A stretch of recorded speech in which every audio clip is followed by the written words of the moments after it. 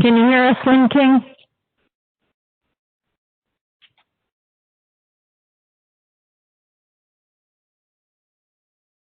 Okay.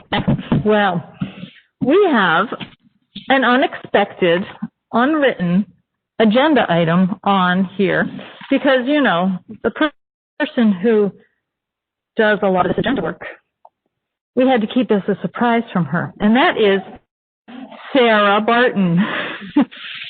Sarah, you have been nominated for the CREATE Award from the Board of Education this month, and I just would like to say a few words. Sarah is both the board clerk and the secretary to the superintendent, and she is the force that keeps our school ordered and organized. She operates with a paramount of professionalism. In the middle of any conflict or controversy or confusion, she is the one who keeps us skillfully on course. Regularly, she goes above and beyond with her duties, always working hard for our district. And most recently, she left her office to assist our cleaning services to keep us safe during COVID when we needed a few more hands at work. So I wanted to make sure that we are expressing our gratitude and honoring you and all that you do. Thank you, Sarah Barton, for everything.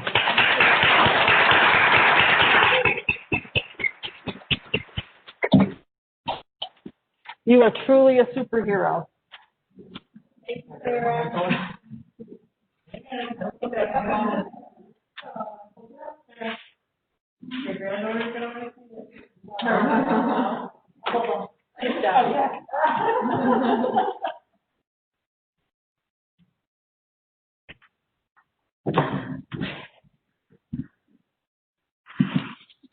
All right. And next up on our agenda is the superintendent's report. Okay. Thank you.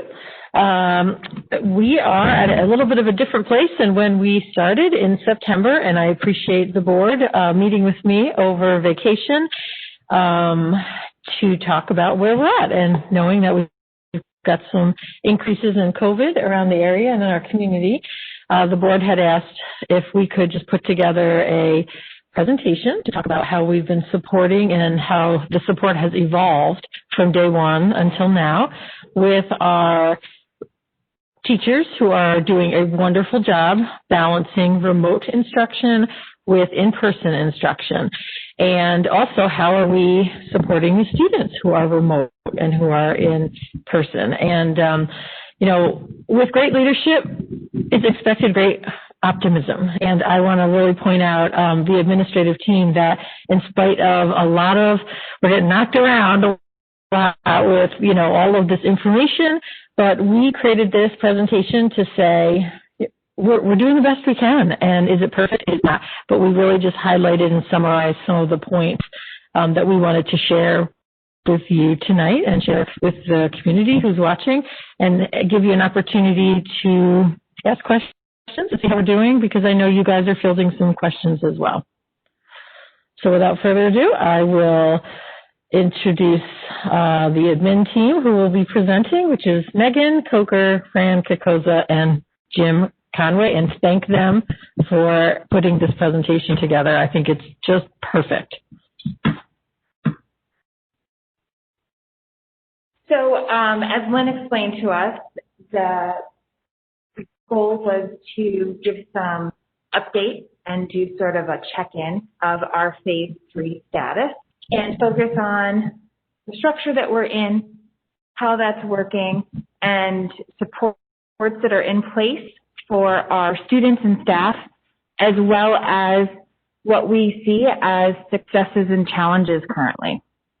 So you notice on the front, as we were doing this, I dove back into our plan that we submitted over the summer and just kind of pulled out that statement from the beginning there where we really talked about what our priority was in the decision making that we were doing.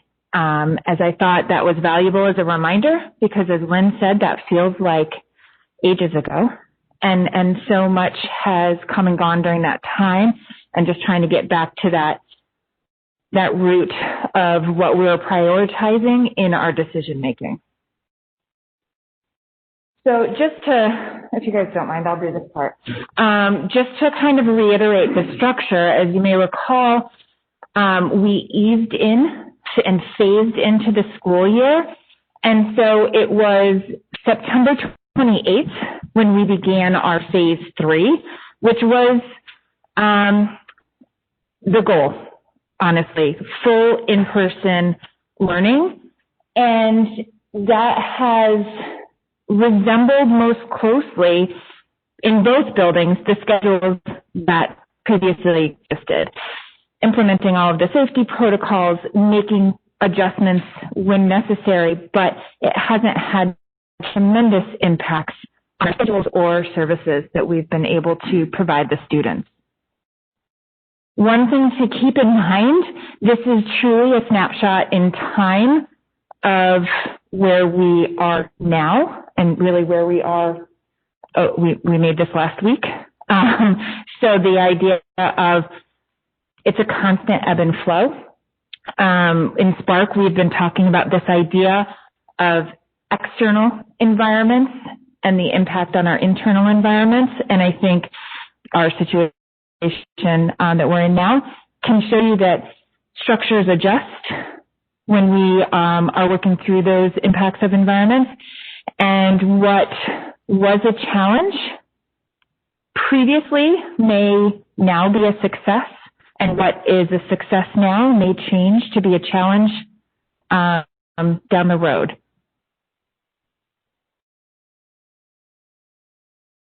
So in keeping in mind that goal that Megan just outlined, the first bullet point that we looked at in regards to challenges and successes is obviously maintaining the full in-person model. Now, it's not just a statement. You know, we've maintained a full in-person model. You can't take it to the level of we maintain an in-person model at all costs. No, that's not what we're saying. When you maintain an in-person model, per the CDC, you're looking at several factors. You're looking at the percentage of the number of positive cases in the last 14 days. And you're also looking at the school's ability to implement 5 mitigation strategies: the correct and consistent use of masks, social distancing to the largest extent as possible, hand hygiene, cleaning and disinfecting, and contact tracing in collaboration with the health department. When you're able to look at those 2 metrics, those 2 pieces, CDC recommends not putting other factors into the mix. CDC recommends that in-person model. We are so proud that we've been able, for the past 18 weeks, approximately 75 school days, to maintain that in-person model while keeping the pulse of those things that I just spoke to you about. Because it's so important in regards to the seat time for our students and instructional practices that our students are here every day. Yeah, I think to allow that to happen with the things that Fran talked about, we first had to make some changes, sometimes dramatically, in the structure, the physical structure. Even though you heard me talking way back when that we're blessed with space, there are things that had to change dramatically. Mike has bays in the bus garage full of things that had to change, in addition to spaces that had to be repurposed so that we could provide that physical distancing that is required to make sure that we're keeping everyone safe so that we can continue that in-person model. The seat time plan and instructional practices, do you want to share anything about that with the seat time? So obviously we know that it's critical for our students that they learn best when they are in school, when they're in front of their teacher, and not dealing with the challenges that our staff faces that sometimes go well, but oftentimes we struggle with that remote or virtual environment. And that has forced us, because we're living in 2 worlds, to change some of those instructional practices. And Megan and her team have been very much supportive of helping our staff get to that point where people feel comfortable with the technology. It is not easy. It is the biggest challenge that is facing our staff when they're trying to work with students in person and at home, and they're doing a tremendous job because they see the value and the importance of making things work for our students. One of the things that is a success for us is we maintained our specials. Our classroom teachers are taking care of their in-person and virtual students. Our special area teachers are doing the same. So we did not eliminate the time students go to physical education, art, music, all of those things, because we know the value and the importance. For some of our students, that is the most important piece of their day. And all the special area teachers would tell you should be the most important part of their day. But the arts are important, and we know that that is extremely important to maintain those programs. It was also extremely important for us to maintain our intervention program. We did not say we're going to stop providing intervention in reading and in math. And in fact, I shared recently that we have students that have made their way out of needing reading support during this time, which is a tremendous credit to the fact that our program still exists. Again, not easy to do any of this. Credit to our staff for making that happen. But something we're proud of, but is definitely a challenge. Additionally, looking at, I love this phrase or this terminology, the collective efficacy towards common goals. So we each over Labor Day entered as a community, a school community, a social contract. And that social contract is that we're going to hold each other accountable. We're going to hold each other accountable to those protocols, whether it be as simple as, hey, your mask isn't covering us, or taking it even further in the weeds, talking about some of our processes about contact tracing, where folks are asked and have to respond very honestly for the collective effort of we want to remain open as long as we can and safely as we can. We've utilized, as Jim has spoken, and repurposed our learning spaces. I never thought the day where we'd utilize our stage as a cafeteria as overflow. However, our students, with that efficacy to make this work, ran with it. In fact, the stage has become, believe it or not, one of the coveted places to have lunch.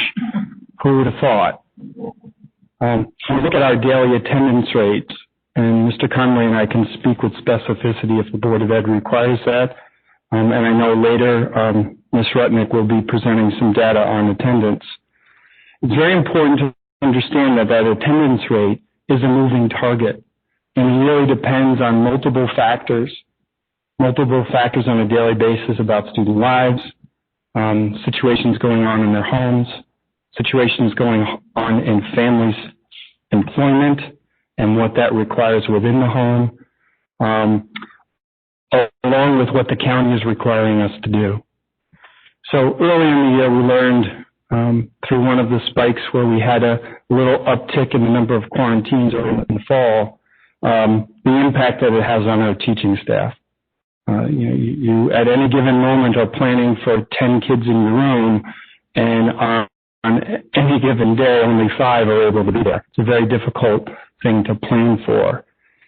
And most especially coming out of the holiday with the number of quarantines by the county upticking, it has put an added stress on our teaching staff. And that effectuates the attendance rates as well. Yeah, no, Fran explained that well. We look at things very closely, and every absence has a story to tell. It's a child behind that number. It's kind of like when we look at any data, right? Our test data, those are kids that those percentages, and it's the same thing with our absences. And I try to actually look at it over a long course, longitudinally, look at even from year to year. What did it look like last year compared to this year? Why is our attendance rate collectively this year higher than it's ever been? Why is that? We've hit a change in that certainly over the past few weeks, as would be expected. But up to this point, it's been higher.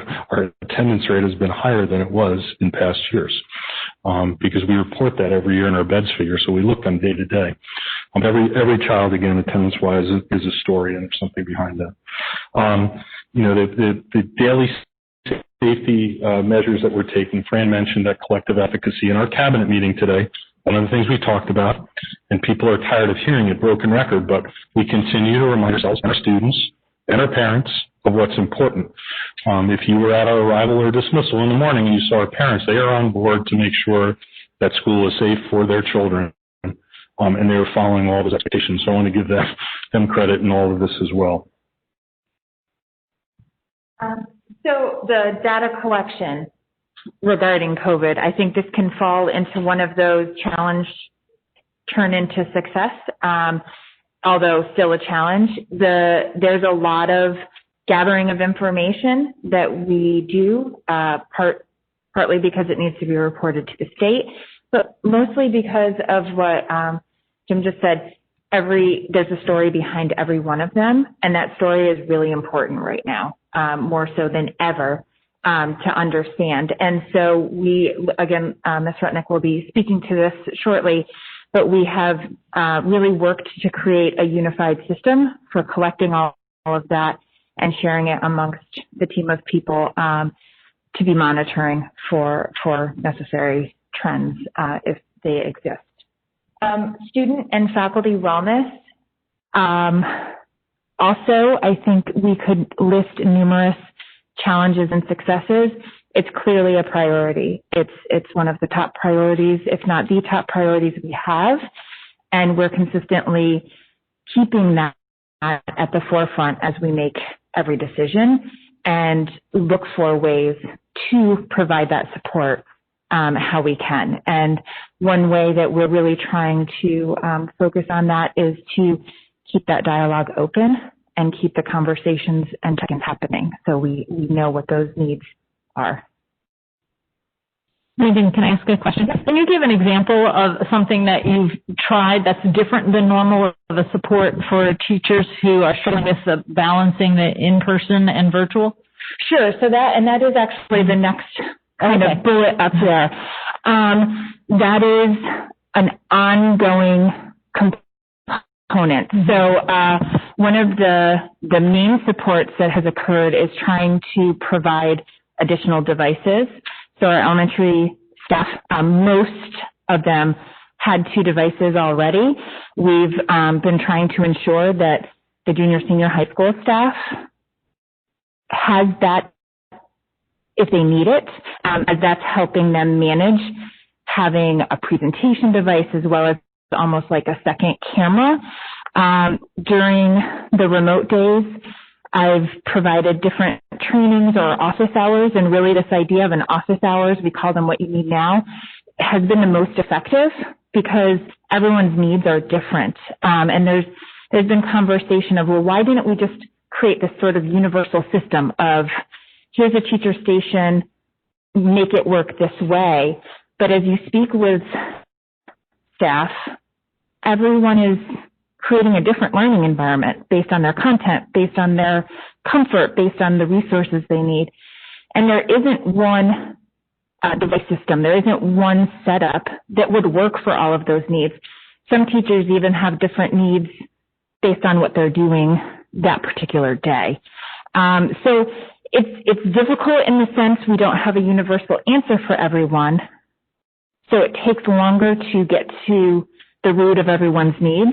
But the remote days have really helped, I think, with that. Mm-hmm. So the next 4 bullet points, and Tricia, we'll go more into those supports on the next slide additionally as well. The next 4 bullet points are interwoven and interconnected, with teachers having to teach in-person and virtual students, preparing all the materials to be shared digitally, because you're not sure what modality students will be present for, that increase in communication needs from the teacher perspective, not to mention the school and the district perspective as well. And definitely the collaboration and movement in the class is dramatically impacted by the distancing requirements. And you throw on the umbrella of that some of the students are not present, they're digital. So what it has done is turned teacher planning upside down on a daily basis. And then you add some of the more daily impacts to that.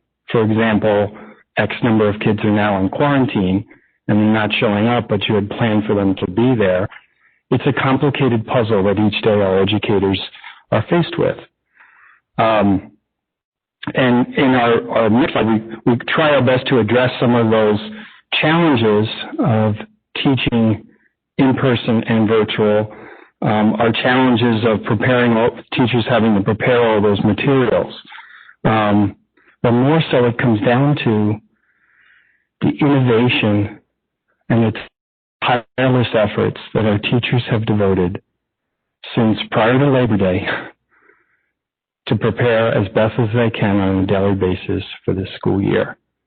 It truly is a testament to the ability and talented staff that we have here in Lake George schools, that they have met and exceeded our expectations within these areas, and our parents' expectations and our students' engagement levels.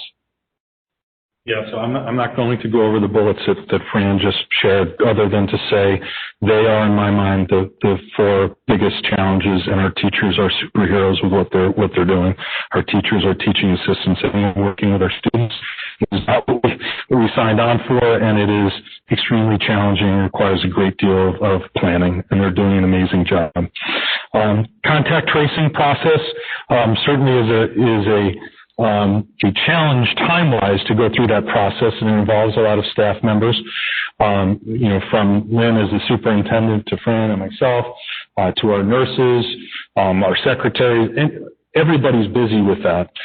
Fortunately, because of the work that our staff is doing, oftentimes it is not as challenging of a process as it might be. So I'm very thankful, and we share that with folks all the time. We're excited when we get to talk to Department of Health and they say, hey, your staff has done everything that they could possibly do. There's no need to quarantine anyone in the school, but it is a challenge. And it's a weekend commitment or late night commitment. And we certainly, again, I want to thank our nurses for their role with that. So just so the board has knowledge what a contact tracing process looks like, the Board of Health will make us aware of a positive individual in our school system. That kicks in a mechanism or a process that our district has to follow in regards to contact tracing. We have been tasked for the district from the hours that we have the student or the staff member or that individual to contact trace their day. A lot of the time, and more frequently than not, we will hear directly from that individual that they are the positive before we hear from the Board of Health. We will then immediately start our process. And what that process entails is walking through that individual's day with them from the moment they step in the building to the moment they leave the building, or even before the school day, if they rode the transportation, or were in the building before it was open.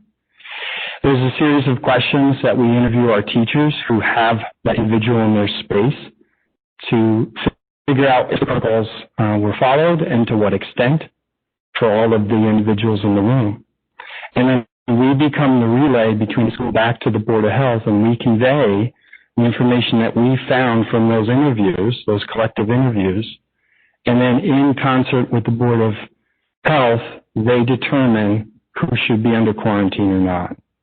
And they base it on their own guidance, their own direction, and they inform us, and then we then inform the individuals, however many there are, that they are now under quarantine, and we supply to them the order from the Board of Health through email and also through mail that they are under quarantine.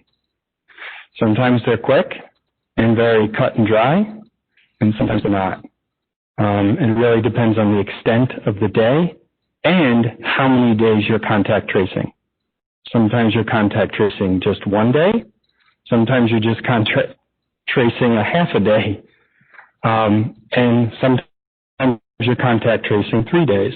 It really depends on the test, when they received the positive, when they started to exhibit symptoms, what type of symptoms, and what the Board of Health tells us in terms of the number of days we need to contact trace. I'll share the majority of our instances have been situations where we did not have to contact trace because it was outside of school over vacation. So many of the recent quarantines were situations where we did not have to contact trace because it was from something outside of school and outside of our school day, or it was on vacation. So you have one more bullet, and then Megan. Can I just ask a quick question? Yes, Marianne, go ahead. For the communications with people, when you have to inform people that they're under mandatory quarantine, does the school have a role also in following up over the course of that quarantine, like touching base with those individuals for the duration of the quarantine? Excellent question. So when we individually phone call each individual or family, we will walk them through what their next 10 days are going to look like. We also connect them with any testing sites that if they're not the actual positive individual, but they're just a contact of that positive individual, we'll supply them information about where to get tested should they desire that. We also will supply to them just some signs or things that they should monitor throughout that quarantine. Beyond that, that ends the scope of our involvement, because at that point, then we pass it back to the Board of Health to monitor whether or not that individual or whoever is actually adhering to the quarantine.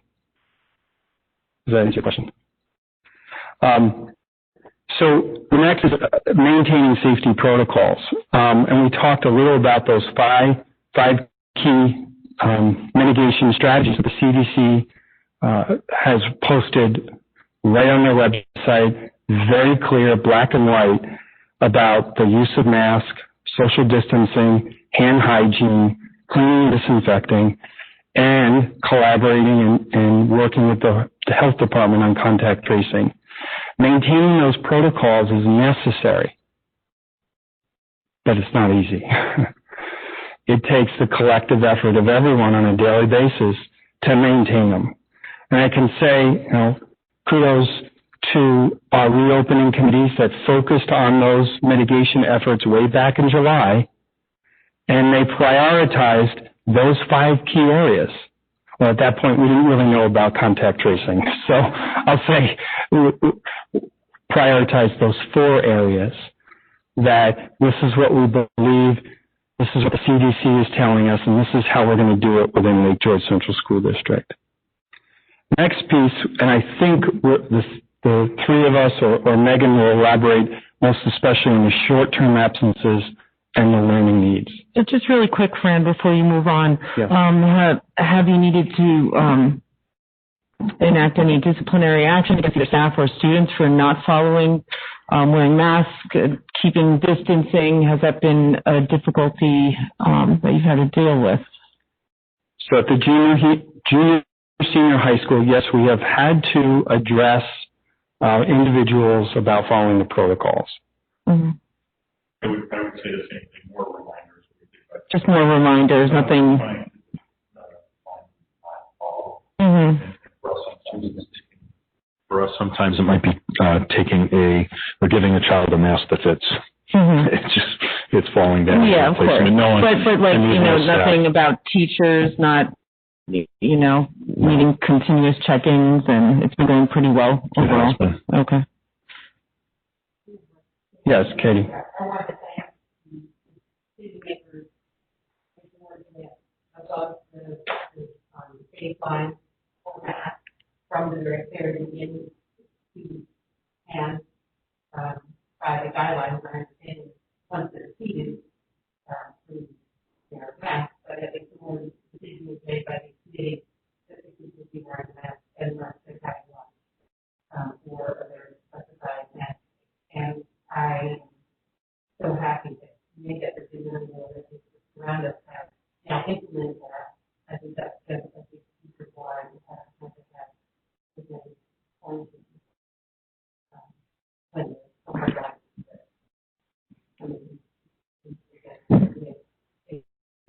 That's it. Yes. So one of the earlier points that we have spoken about a few times about the short-term absences and learning needs. And in regards to short-term absences, what is that? Well, it's a moving target. It really depends on the number of quarantines and also the number of students absent. Before the pandemic, students and staff were absent, and that definitely is a factor. But the compounding factor this year, most especially, are those short-term absences of students who are in quarantine and/or those families who are a little uncomfortable about having their child in school at this moment, but perhaps in a week their mindset, or 3 weeks their mindset might change. For example, this week, by the end of this week, many of the students who are in quarantine will be returning back to school for Tuesday after the Martin Luther King holiday. It definitely at the junior senior high school. It definitely poses some challenges in regards to learning needs and the teacher's ability to plan. I think we went into that previously, especially the idea of they can come at a moment's notice, and kind of going back to some of those previous bullets,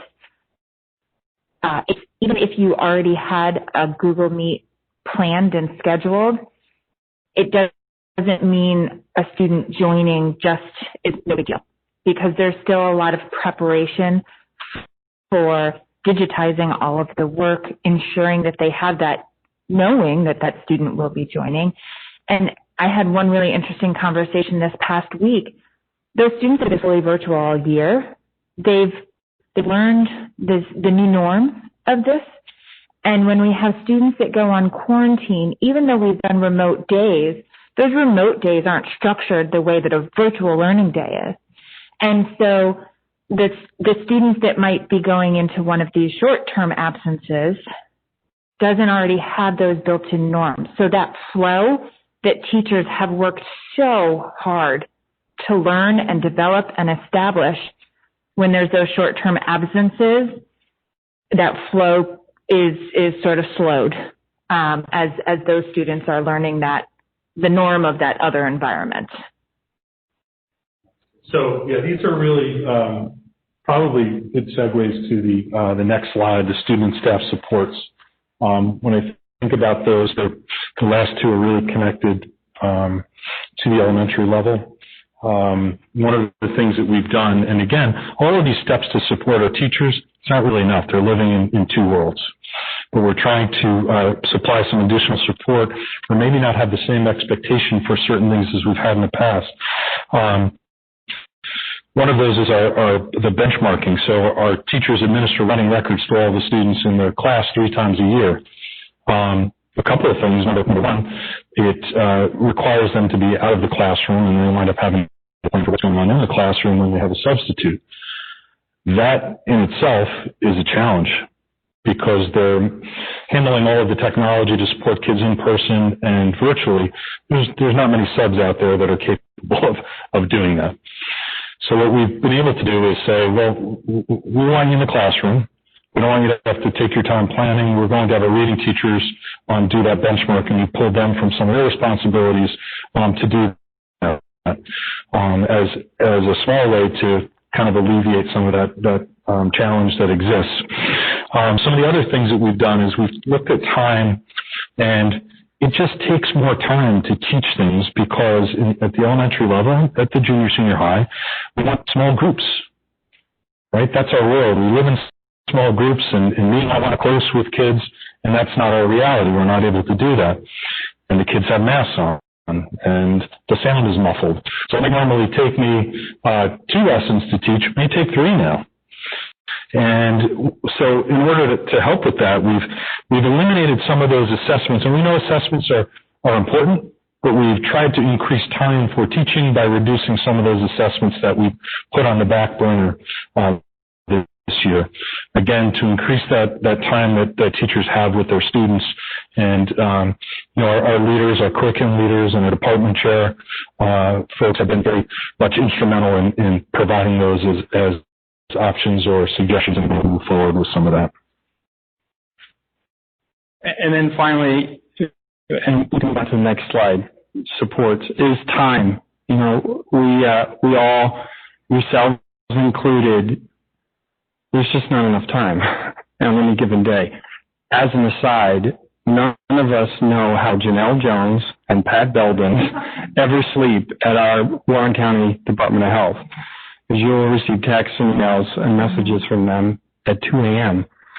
So they are the unsung angels and heroes in this whole pandemic for us in Warren County. But time definitely is a constraint, and one of the ways to address that has been through the virtual days, which we have one coming up on Thursday, to allow teachers and really everyone, from bus drivers to custodians, administrative staff, secretaries, the instructional staff, everyone to be able to take a breath, take a step back, and be able to get caught up. So students and support staffs at the junior senior high school, we have a fairly successful model with the virtual learning mentors. The role of the learning mentor, we have two, Mrs. Olson and Mrs. Hart. Mrs. Hart more or less handles the middle level students, and Ms. Olson more or less handles the high school students, along with the special educator case managers if they're a remote student. The mentors oversee the virtual learning schedule for those individual students. They also are the liaison to help problem solve any issues that the student at home remotely might be having, technology-wise, work-wise, getting materials sent to the house, pick up materials, all of the logistical pieces to a virtual learning model. The mentors have kind of shouldered that. And they've also gone above and beyond and just given the virtual students that little added nudge, that little added support, that little added attention that unfortunately our classroom teachers don't necessarily have extra time to do. The mentors have stepped in and done that along with our guidance counselors. One of those areas with the mentors that has been a challenge is the ebb and flow of the short-term absences through quarantines. While a student is in mandatory quarantine, we're required to educate them through our remote virtual learning model. So this week, the junior senior high school, the high school level mentor got hit hard with a lot of quarantines. So Ms. Olson has had to develop, along in concert with the high school teachers, various learning schedules for those short-term virtual kids and be able to transition them back next week when they come back. But the mentor role has worked well in being that liaison for our virtual learners at the high school. Another support that's been in place for the students at the beginning of the year is the use of office hours during 10th period or during the after-school time frame at the elementary school. And teachers, as long as there is no meeting or other commitment, are holding that time to be available for students that would like an additional time to check in, ask questions, and look for support. That's been very positive. I'll go ahead and move to the next one. This is something that came out recently. We noticed that there was a lot of sort of confusion and expectations regarding our students that were virtual. So we developed a brochure for our all of our participants that really helped outline what a teacher's expectation, what the roles were in it, what a student's role and expectations are, and what a parent's role and expectation are. And it just, while it wasn't necessarily new information, it sort of solidified that for each of the roles so that you could look across and really kind of make sure our expectations are in line. And as we move forward, we continue to find other areas where kind of pulling all of that together in a concrete way and sharing out is important. And we'll probably continue to share that kind of information as we move forward. So an additional support at the junior senior high school is tutoring support for students who are remote and or transitioning back to in-person. So some of our remote students have not done so well remotely, and we've added additional support for them after school here 3:30 to 5:30, in which they can work one-on-one with a teacher to get caught up. Additionally, those students who have decided for second semester or second quarter to transition back into school, and if they're behind and need it, we offer that tutoring support. We may expand that further, as we have traditionally done in this building for decades, tutoring support for students who are struggling. But at this point, it's targeted for those remote learners who are struggling. Additionally, the SEL supports between the two buildings, we're supporting the students in this pandemic. Our mental health providers have had to transition their supports for both modalities, remote and in person. So our social workers, our psychologists, our guidance counselor, our director of student support services, the panel that is being run next week, listening to student voice additionally, but being able to meet the child learner where they're at and support them best in the way that they need best.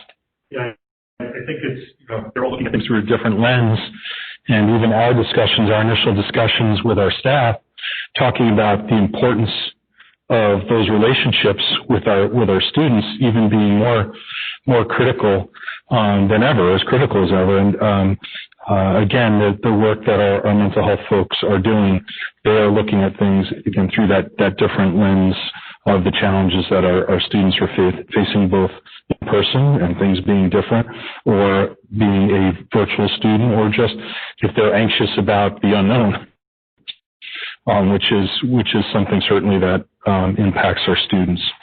I'm going to jump ahead a couple of bullets while I'm up here. One of the things that we did at the elementary school this year, again, to create time. It's not necessarily what we want to do. It impacts our intervention that we provide to our students, our intervention block, our win time. Our reading and math interventionists are still meeting with students at that time. We're still providing resource services at that time. Our classroom teachers are utilizing that time to address the virtual needs, whether that is planning, because there's a massive amount of planning to try to plan for those students that are at home and those kids who are in person, or to have those individual meets with students or those check-ins at that point. So every day those blocks are covered by our teaching assistants or possibly other specialists in the building to provide that intervention during the WIN block, so that the classroom teachers are free to plan and address those needs that they have with the changes in what they're planning for. We mentioned the remote days as well, and Fran talked about that. I think one of the things we have mentioned at our building level is it's kind of like, bobbing, treading water, and that gives us a chance to just stay up above the water for a bit, again, because of the challenge with the planning. I'll just highlight a couple of the technology components again. It's not new, but the idea for students and technology, every student has a device and every student has internet access at home. In our acceptable use policy that students sign every year, we add information gathering regarding what access they have at home. And if students didn't have adequate access at home, we reached out to them, and we have hotspots that can be used in their home. And we also have hotspots that teachers can use in their home. Sometimes it's not an issue, it's an issue of what's available in their area, and we have found success with those hotspots, even in some of those areas that haven't worked in some other ways. And as I mentioned before, for the staff, we've been pulling devices sort of out of our surplus of things that might have been retired, and to make sure that if they would like a second device, we have one available for them to use during that simultaneous teaching. So we do have this listed under staff and student supports: COVID daily, safety and cleaning and distancing protocols. You might scratch your head and say, well, how is that a support? Well, think definitely towards the student mindset and the staff mindset to enter a building and not have predictability around what those protocols are going to be.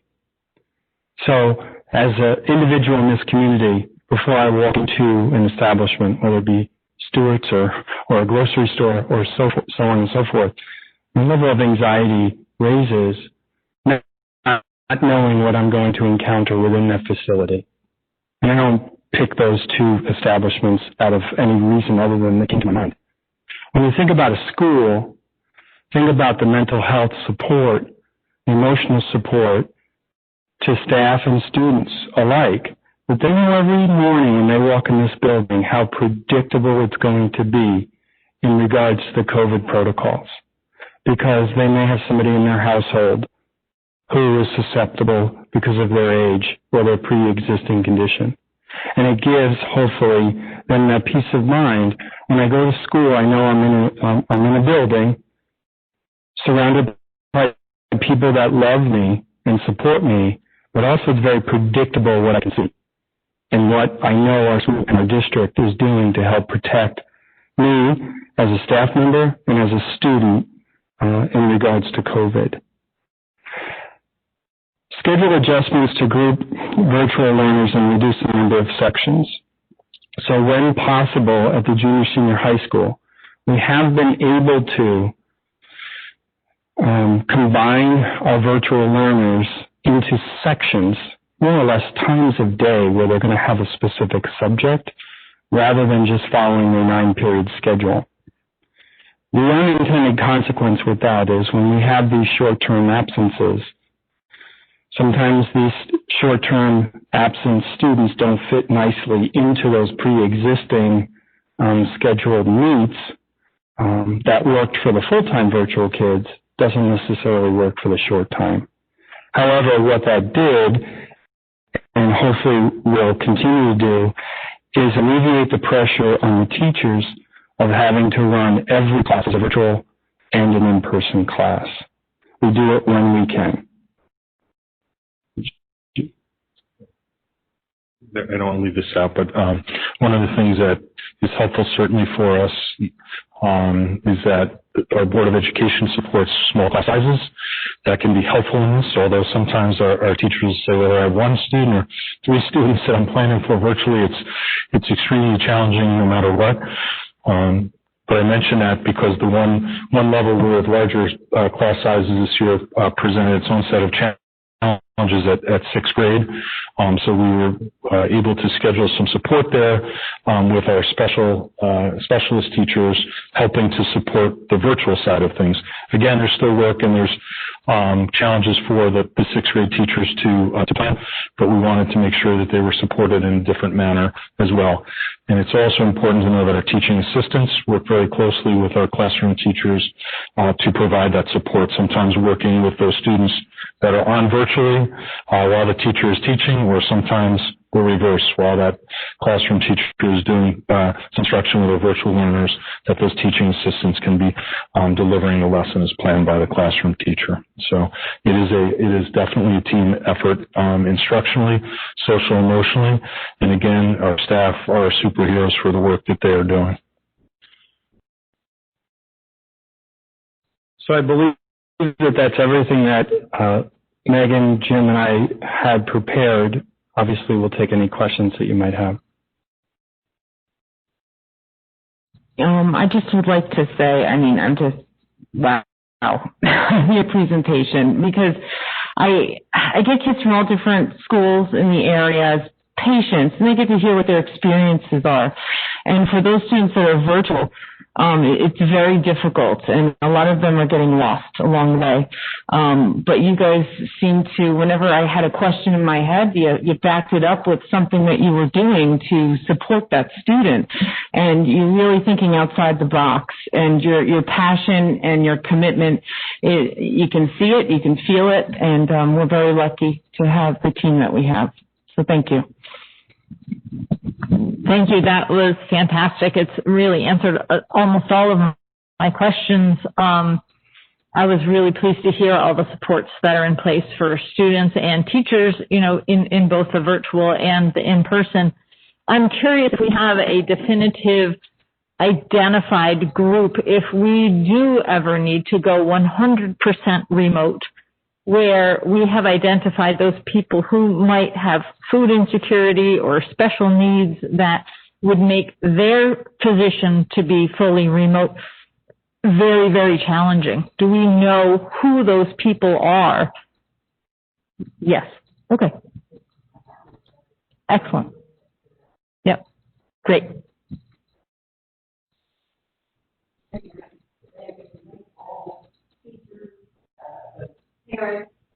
The parents, students, teachers, administrators, all the employees, every single employee of the district for all of the hard work, creativity, and the continued creativity and shifting and changing as we learn new things. So thank you so, so much.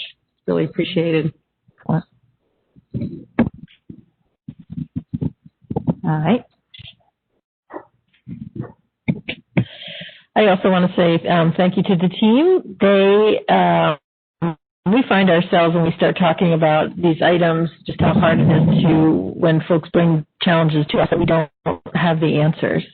We don't have all the answers, and we've recognized and had a lot of conversations about our job increasing in the area of listening and affirming and saying, you're right, that's challenging, and we don't always have the answers. So that's been a journey for us. So they've done a great job, and they should be proud of everything they've accomplished, and I appreciate them putting this together in short order here. I know we asked a couple of days ago, and they delivered, so thanks.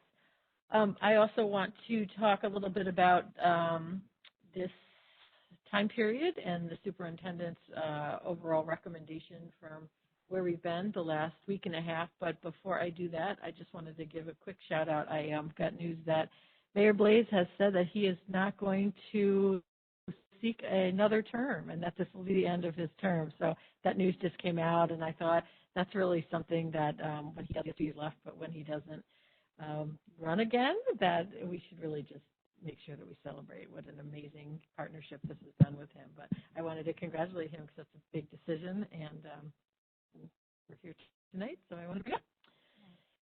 So tonight, I wanted to just give you an update as well, and my update really from the board, our conversations we've had of how's it going, let's check in with the surge, talk to me about the process for coming back to school, talk to me about any metrics or organization or data we would look at, should we pivot, and give us a state of the state, how's it going here?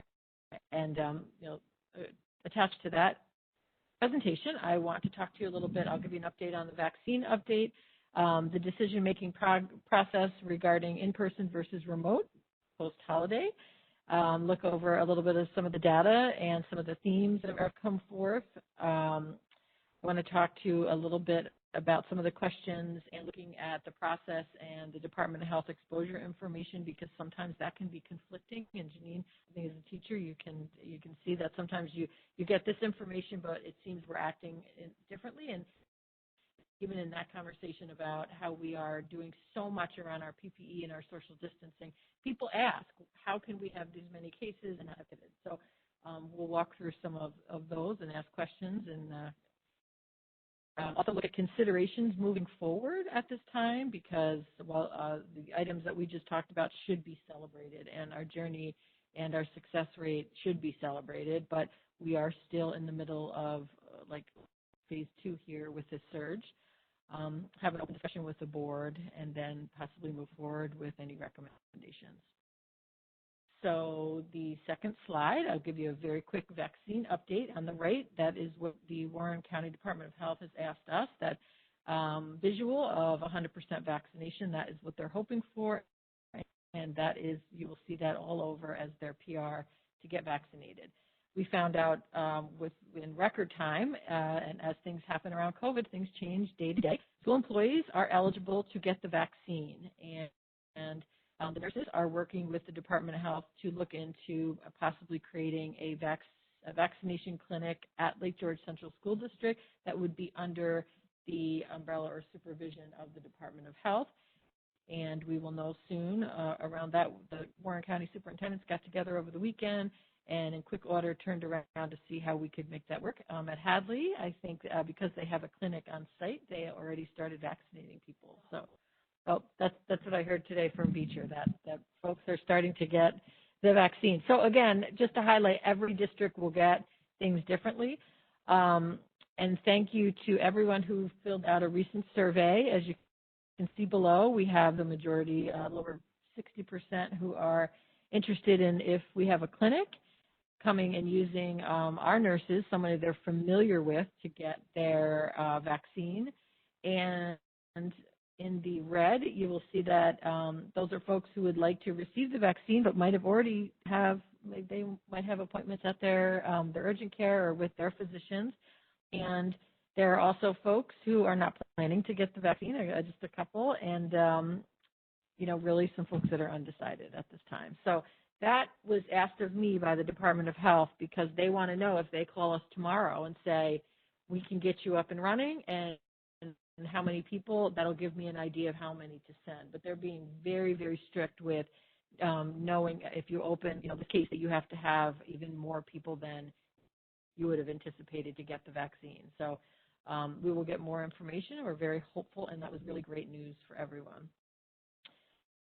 Moving forward, just looking at the decision-making process, we checked in before we came back to say, hey, Jim, Fran, the nurses, Lisa, Chris, my goodness, they worked all vacation. We all were getting called at the entire time, sending out communication. I'd be remiss not to say thank you to Tara Sullivan as well, who would come off the mountain and come down and help us with the communication.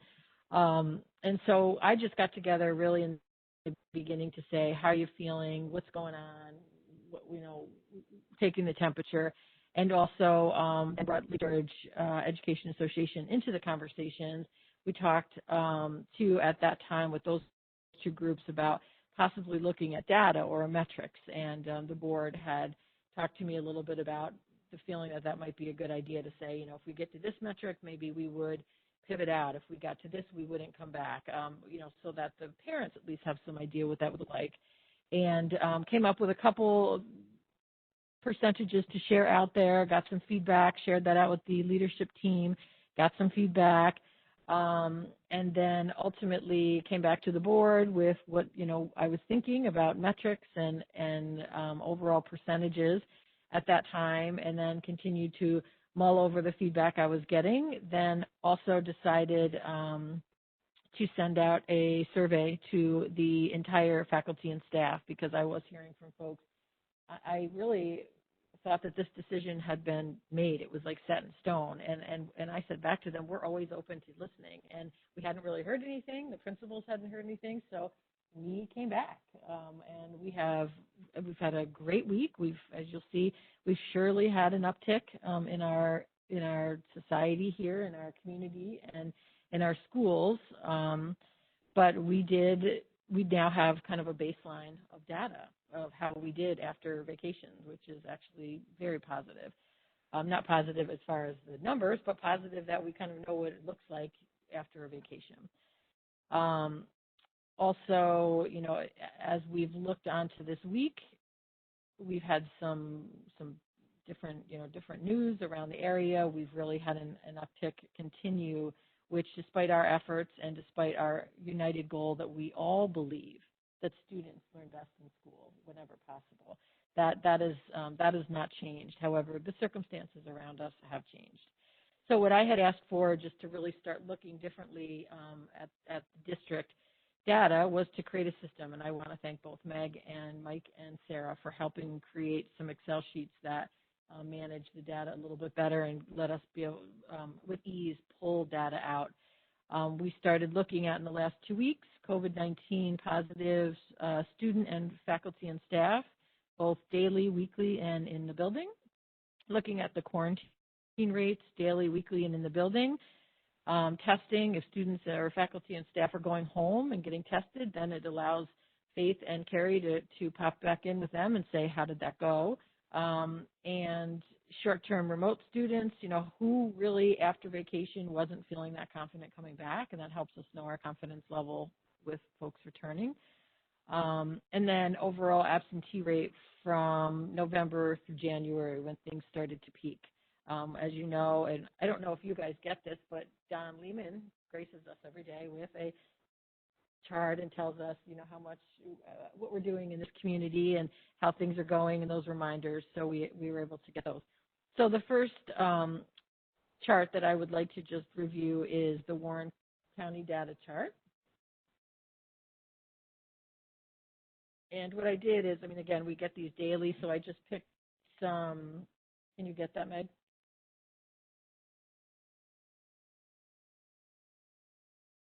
It's the first one.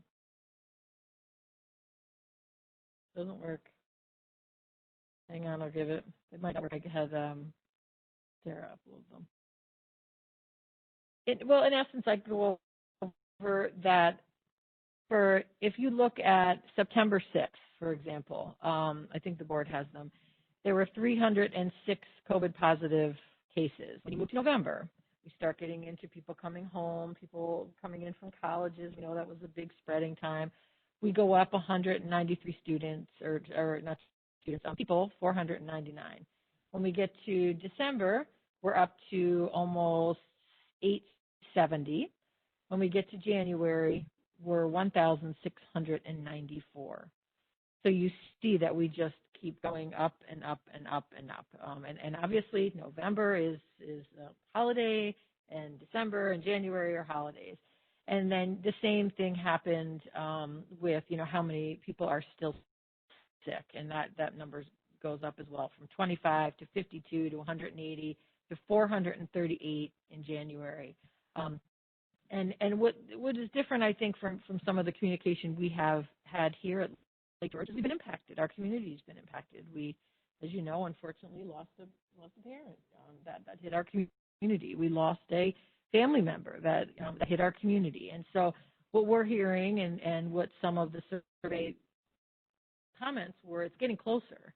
Before, when we were here in September, we didn't have those situations where my cousin, my brother, my aunt, my uncle, my grandparent, and that's happening everywhere. That's inevitable with this virus. The next item is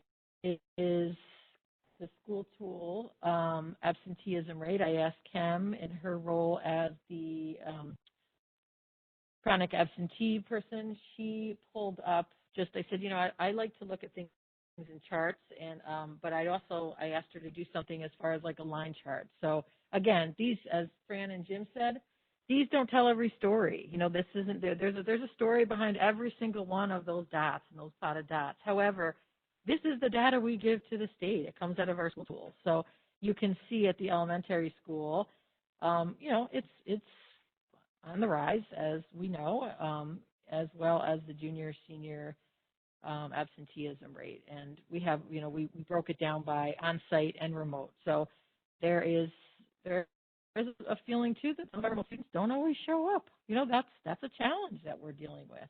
And we try as much as possible to reach out, and the tutors that have been working at the junior, senior high school, they deserve 6 Create awards, because they're checking in and doing everything they can to engage some of our remote learners that are struggling with engaging.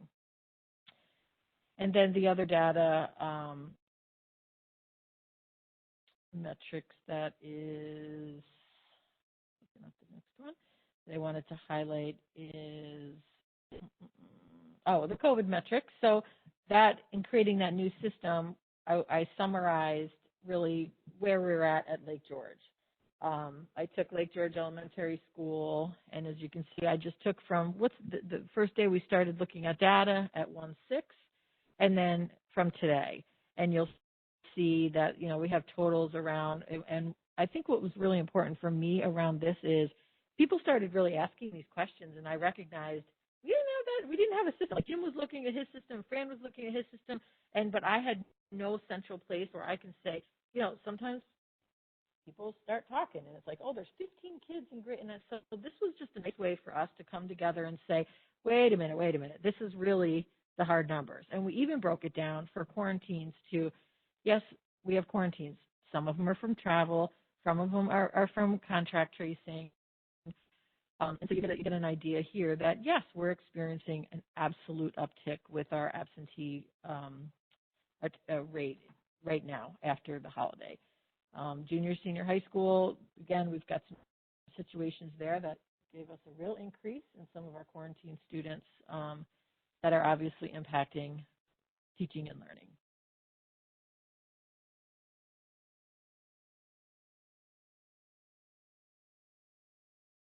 And I recently, like I said, as I was moving forward to come to talk with you, I'd asked LGEA, can you give me your feedback and maybe reach out to your stakeholders and find out if there's anything that they want me to know. And they came back with some great feedback about the, just if we go with the metrics that they really want it to be transparent, they want to see how the math is done, and I appreciated that feedback. But I'd also been getting some feedback of, is anybody going to ask me how I feel? And I know that the principals are asking. I know that but it is hard when you're in a faculty meeting to say, this is really hard, or it's hard. So I think that I got a great amount of responses, and I did put some themes down there as far as, we got 116, I think, people responded, and I just pulled out some of the themes as far as folks who really say, I want to stay here, it's really important.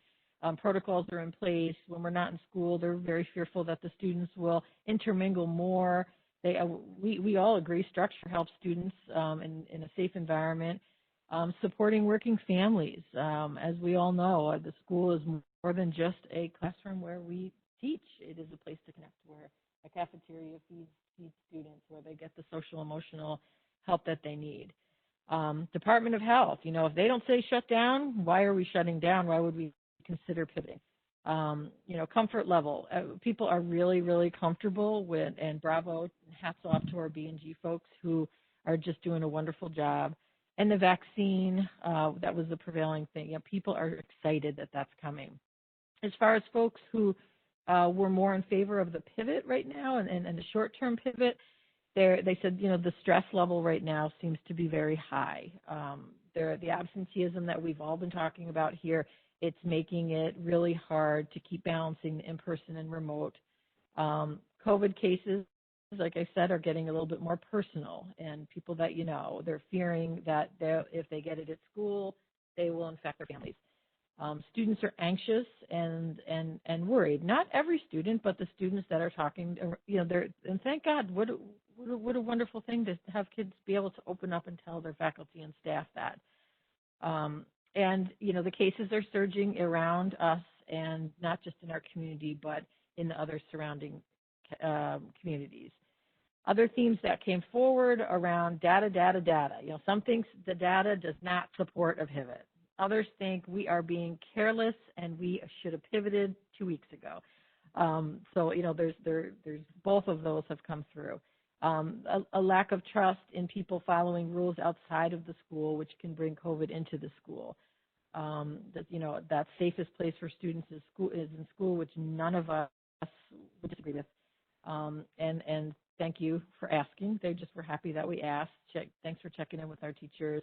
And if we pivot, teachers don't know. We haven't really communicated with them if they will be in or out, and that's a discussion we have to have more. The pivot plans are ready if we pivot, but teachers want to know, can I come to school? Am I going to be made to come to school if I have childcare issues? And so we'll get to that.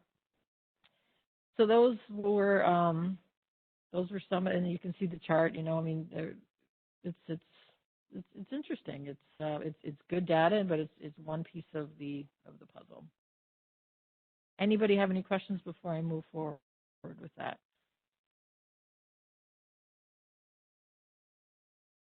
Do you have questions? You usually have questions. The next slide.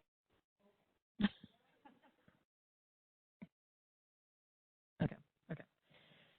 So, as we know, the new variant has come our way.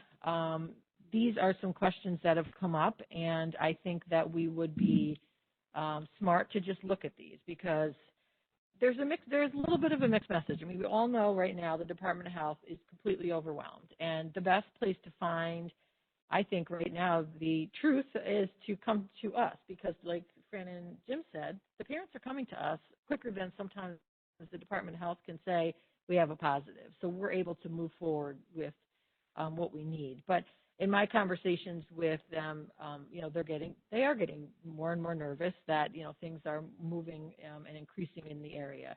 So, something that research tells us is, we spend a lot of time talking about that 48-hour look back.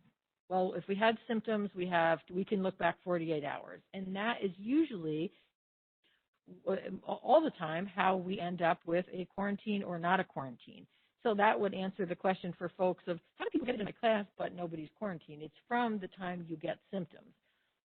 However, it's a little different when you look at the chart, which we'll go over. So, every case is different. There's variables are different, and that's why the contact tracing is so important. Department of Health contact tracing entails individuals who come into contact with a positive person 48 hours prior to the positive. Many questions are increasing about this practice. Department of Health is increasingly overwhelmed, as I said, and some of the people who are tested COVID exposure received negative COVID tests, which that's wonderful. However, the virus can be active after the tests are received, and you can see this from the infographic that we'll go over. So, are we really sure? So the best safety protocols in place, which we have, are 48-hour tracing, which we have, and looking at the infographic, we're still now seeing outbreaks from holiday. We're talking about 14 days that you can go out. So this is still spreading out, and we're seeing that in our school. So if you look at the next slide, Meg, and you kind of walk through this scenario, this is on the Department of Health website in Albany. It's been widespread from the CSOs. And it really just makes you question. And I'm not a doctor, and I don't work at the Department of Health. So this is something that I think is really like wow. It just makes you think about the 48-hour look back. So May is exposed on day 0. Day 5, she gets a test. The results are negative. Day 8, she's thinking she didn't have COVID. So May goes to work, possibly goes to school, goes to family gatherings. And then she's contagious day 8 and 9, 48 hours before the symptoms. And now she's exposed 22 people. Day 10, she becomes symptomatic and she tests positive. And so that really kind of, in my opinion, summarizes a lot of what we're looking at, which is we can say with a high degree of certainty that we're doing the right contact tracing. I don't know if looking at this, if we're going back or forth, I'm not saying we asked the Department of Health to help us, but I think this information is why we're getting some of the questions about the quarantining and why we're not quarantining other people are. Plus, we wear masks all the time. And there's some situations where, let's be very honest here, not everybody tells you or really understands when they're feeling symptomatic. So you might just have a little sniffle, but you're not even paying attention to it. By the time you get tested, which could be a couple days later, you've already far surpassed the time that you've been symptomatic. So really, sometimes we're going back 2 days when really the symptoms might have started 3 days before that. And we can only be as cautious as the information that comes our way. And so far, I think we've been doing an excellent job with that. So these are, my considerations. You've asked me as a superintendent to come to you with what I think. And right now, we were hoping by Friday. I think we all really, in our administrative meetings, were like, hoping by Friday things will calm down a little. But they're not calming down. They're not calming down around us, and they're not calming down yet in our schools. You can see from our own data. So the considerations, honestly, that I'm coming to you with are, first, I don't work in a vacuum. So I just want to thank everybody who's provided me with the information and the conversation and the positivity that we can do this. I've appreciated it, and I've listened to everyone. Personally and professional boundaries around, has this decision to remain in person during this time, is it overstepping how I feel? Because I can be part of a group, but ultimately when I make this decision, this is my decision. People say, well, I don't know why they're coming to me. This is Lynn's decision. And I hear that loud and clear. So the collaboration and the shared decision-making is absolutely wonderful. However, if something happens here, it's me. It's me who's going to be on the newspaper. It's me who's going to be on the news. It's me as the leader of your district that you are going to have to stand behind the decisions that I make. So that's why I appreciate all the feedback. Love and empathy. I've learned a lot in these discussions, and what I do know and will stay true to is that the metrics, while I started there, are really good, but they can't be the standalone. There's too many other items and data points to consider, such as the love for the people in this district and the empathy I feel regardless of what decision I make. If people are going to be out of work, childcare, financial situations, that decision is going to impact everybody. People who want to be here in school, that decision, if we decide to pivot out, would be disappointing for them. Comparisons.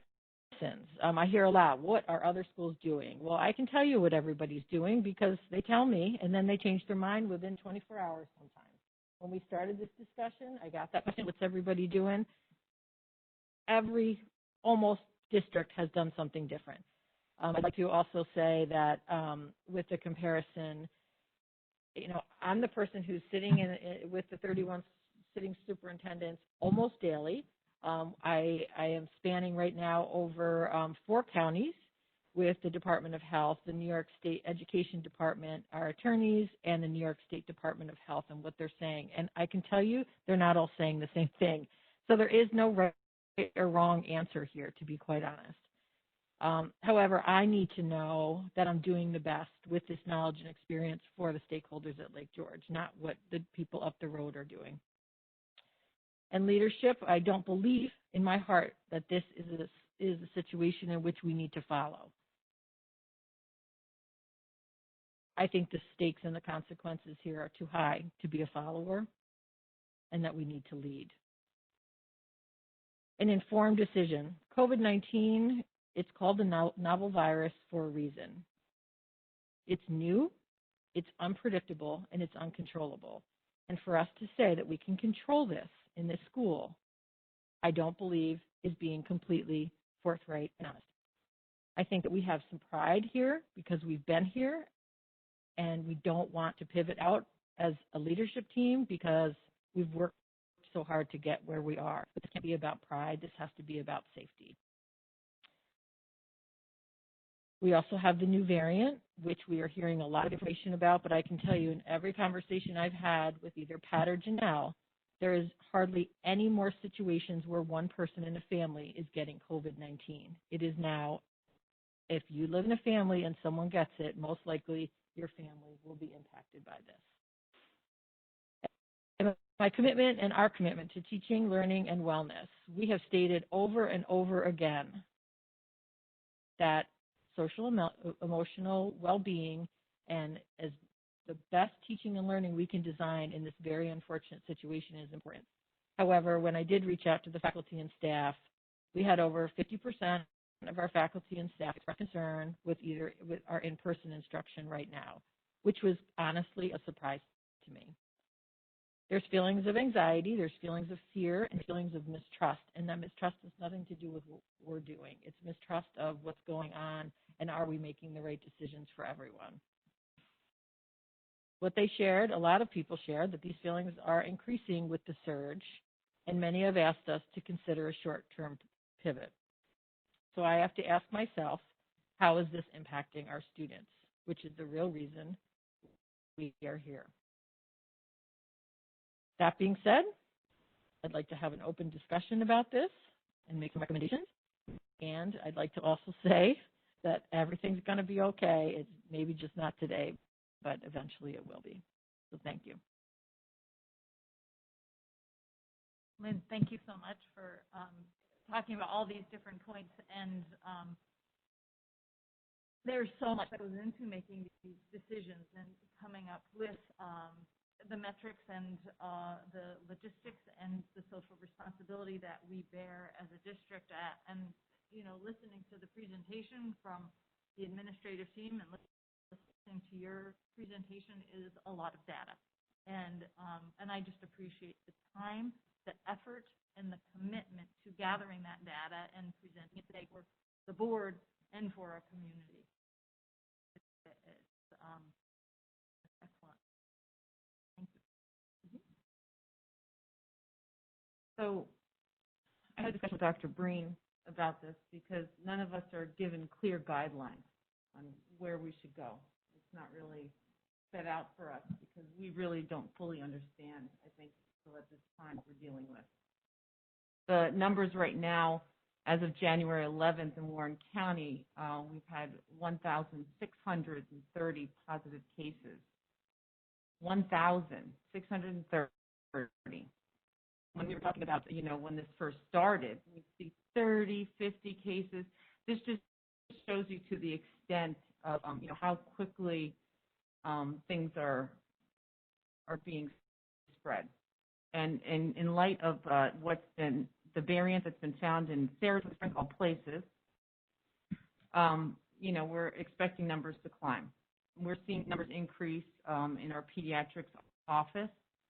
In our office, we have gone to virtual. I'm seeing all my patients virtual at this time in order to decrease the risk of transmission. It is not an easy decision to make, especially, with a school like Lake George, who is checking all the boxes and doing all the right things. But there's a couple of things, and I'm not saying this as a definitive answer, but just things to think about in how this transmits and how it impacts the community. We not only have to be concerned about, of course, our staff and our students, but about the families that get impacted. What's scary about this virus is there are people that can go asymptomatic and be spreaders of this virus. And that asymptomatic person, and mostly the asymptomatic, a lot of them are children. They can, it could infect a person that is immunocompromised, elderly. And we've seen this time and time again. So we make decisions, in regards to our school district. We also have to keep in mind the impact to our community. So it's not easy because then I also see the other side of it in regards to students struggling and suffering. The ones that are going, for instance, Hudson Falls School District, they're going in and out, in and out, in and out. These kids are really struggling. Virtual is not ideal, especially for elementary school kids. They have a really difficult time. And high school kids as well, struggling with anxiety and depression because now their life is completely changed and their social lives are completely different, and their high school, their sports, athletics, things that they identified with have been taken away from them. So it's not an easy decision that Lynn has recognized that, to say, okay, we're going virtual, because there's all these factors to consider. Because with going virtual comes that other negative impact. So what we have to weigh here is the numbers that we're seeing right now, the health of our students, our faculty and community, versus what will happen going virtually and the negative aspects of that. We're doing our best to make decisions, and I'm not saying that one side is right and one side is wrong, but we do have to look at the data that we have at the present moment. We have to look at the trends of what's going on and the numbers that are climbing. When I discussed this with Dr. Breen, we came up with a number of 10% of the students. What does that mean? I asked him, 10% of the students out, because some students are not positive and they're out on quarantine. And he said, I don't know. That's a good question. We don't know. So what we're charged with today, I think, and what Lynn is charged with, but in this discussion, even as a medical professional, as a mental health professional, I'm still struggling. At one moment, I feel I have a strong opinion. We got to go virtual. But on the other hand, I see what our faculty and staff are doing and what they're implementing and how good it is for the kids. And it's a difficult line to walk. So I guess what I'm trying to say is I err on the side of being more cautious in regards to our health and our community's health. And we have tough decisions to be made. But I want to see us be proactive instead of acting too late and saying, what could we have done better? So in light of the numbers, I think virtual is a serious consideration, but as to the time period and how long, that's something that we need to discuss further. Katie?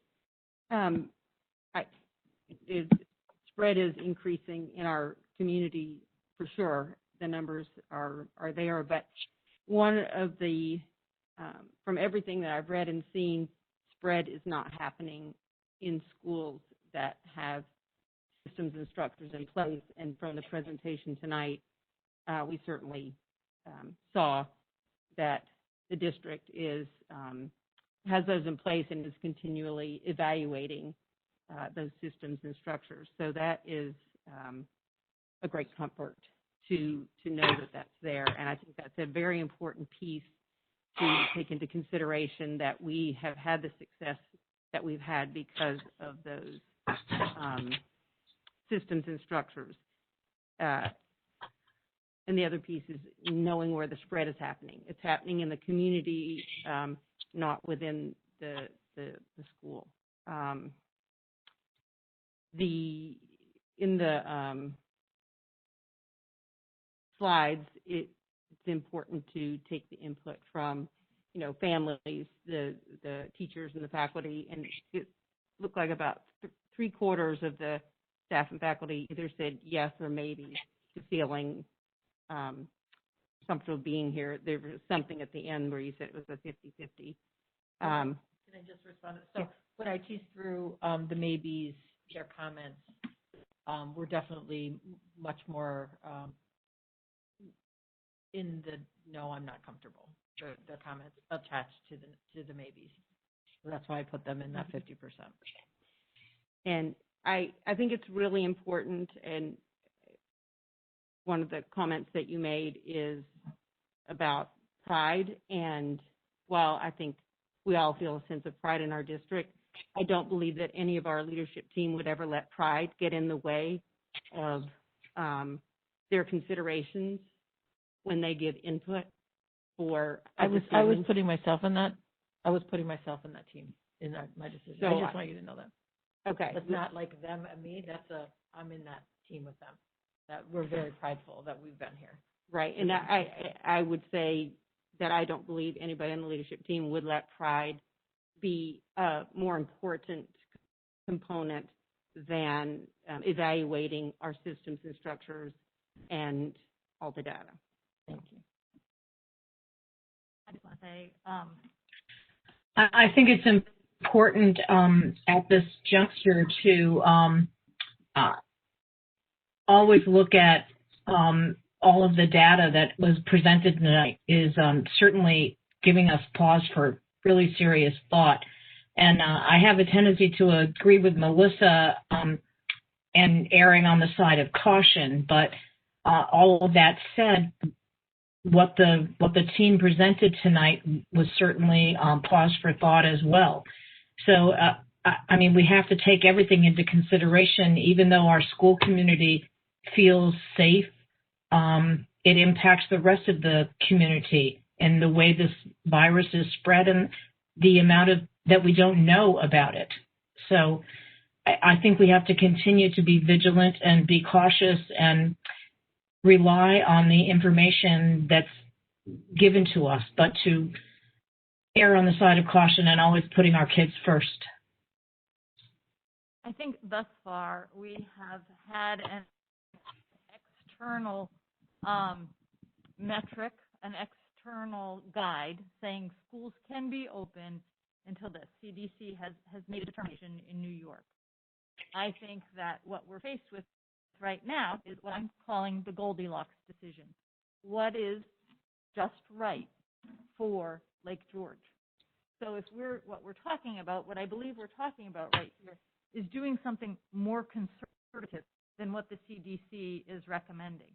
We are looking to do something for Lake George based on what we know about internal Lake George data, which could be COVID cases, which could be public opinion, which could be professional opinion.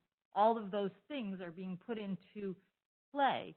And for me, I see the whole end of the spectrum, and I hear compelling arguments at every turn. And I think that the important thing for us to do, hopefully tonight, would be to make that determination. Let's put some criteria down that we can stand behind and say, in Lake George, we feel comfortable going to school if these conditions are being met. We feel it's important to pivot if X, Y, Z are being, presented to us. And on the reverse, we feel comfortable coming back from a virtual if these things are in place. For me, and I believe for our community, if we set that criteria, then there's predictability, there is some place for us to turn, and something for us to stand behind that's not just, well, I think this end of the spectrum, or I think this end of the spectrum. I believe listening to what we listen to, we're not going to count anybody's opinion wrong in any way, shape, or form. We're just in a tough situation, and people are having a hard time in any way you turn. And there are successes any way you turn. But what is it that we can do to make it Goldilocks for Lake George? It's tough because, like you said, yeah, we need to come up with something definitive, and yet we are in the ultimate gray area situation, and it almost comes to like you can feel, it's like a sense of feeling our community being at a, I don't know, like a psycho-emotional breaking point. You know what I mean? Like, is it something where, we're just feeling like, or you're feeling like, gosh, we just need to pivot because just something doesn't feel right. And it's like the whole, because you can go back and forth with both arguments. You can look at data. You can drive yourself crazy with data. I don't know. In some instances, part of this is going to be a gut call based on. Yeah, you're right. And with that said, of course, we have to have some kind of structure to that gut call. The target is always moving. It seems like. Right. And just when we think we've reached the pinnacle, then we get thrown another curveball. Right. So it's really hard to come up with that number. How much is too much? And our school community is fine, but you got to understand we do not operate in a bubble, and our school community goes out to the broader community, and is and there are things that we can't control, and we have to face that fact. There are families that I know of, a couple of families that are still getting together and doing things with clubs, with other families. There are still families allowing their children to hang out with other children. These are things that we can't control as a school community. So it's just, when we look at the rate of increase and with the factors that, we can't put our finger on, but we know that they are factors. These are things to be considered. But you're right with that that's getting to, it's boiling up. You feel it. And there's a lot of people asking more questions than ever before. I certainly appreciate the difficulty in this decision. The presentation tonight, the way our school has handled this is so incredible. The program that they have. And then I understand what you're saying, and the community is just growing and it's so unpredictable, and you just don't know about this whole strand, and so nobody knows really. I mean, you saw in the chart that came from the Department of Health that you could still have COVID after day 5. I mean, after you're exposed 5 days later, you could still have it and test negative. It's so, we're having a lot of inconsistency with testing as well, which has been a worry. And the community at large is, everyone's afraid. I mean, I shouldn't say that. A lot of people are afraid. I shouldn't say, I'm sorry. But Yeah, I appreciate this decision as being a very difficult one. I just think our schools done an awesome job. That's what makes I this don't know. decision even more Kids difficult. right, kids need structure. They need structure. They need to know, like Fran said, when they come into school, they know what to expect. They know they're going to have their fever check. They know they're going to go to next class. They know what to expect when they stay home. It may not be, may not be the same kind of situation. I don't know, but There's at not least, that consistency. They at don't have least those we give them that contacts. structure. I mean, that, I'm not advocating one way or the other, and I'm sorry that I'm not doing that, but that is one positive to having the program that we have, is that the kids really know what they're expecting, and actually the teachers do too. So, I don't know. Good luck. Yeah, and let's be quite honest. If we pivot to virtual, that doesn't protect our kids. I mean, they're still going to, the things that I'm worried about while they're in school, the same things that are going to persist, whether they go to school or not. At least when they're in school, they're washing their hands, they're wearing their mask, or, I don't know. It's structure. Yeah. I think that's a point. I think a strong argument can be made for whatever course is taken. And I think, we said last fall, we are not in the business. We cannot possibly eliminate risk. We can only manage it. And there are so many variables abounding around us that impact on those numbers that as they change. I think that, Tricia, what you said, it's reflective of what is in my mind about, I think that having criteria to say, these are the things I'm considering, and when these criteria are met, this is what's going to happen.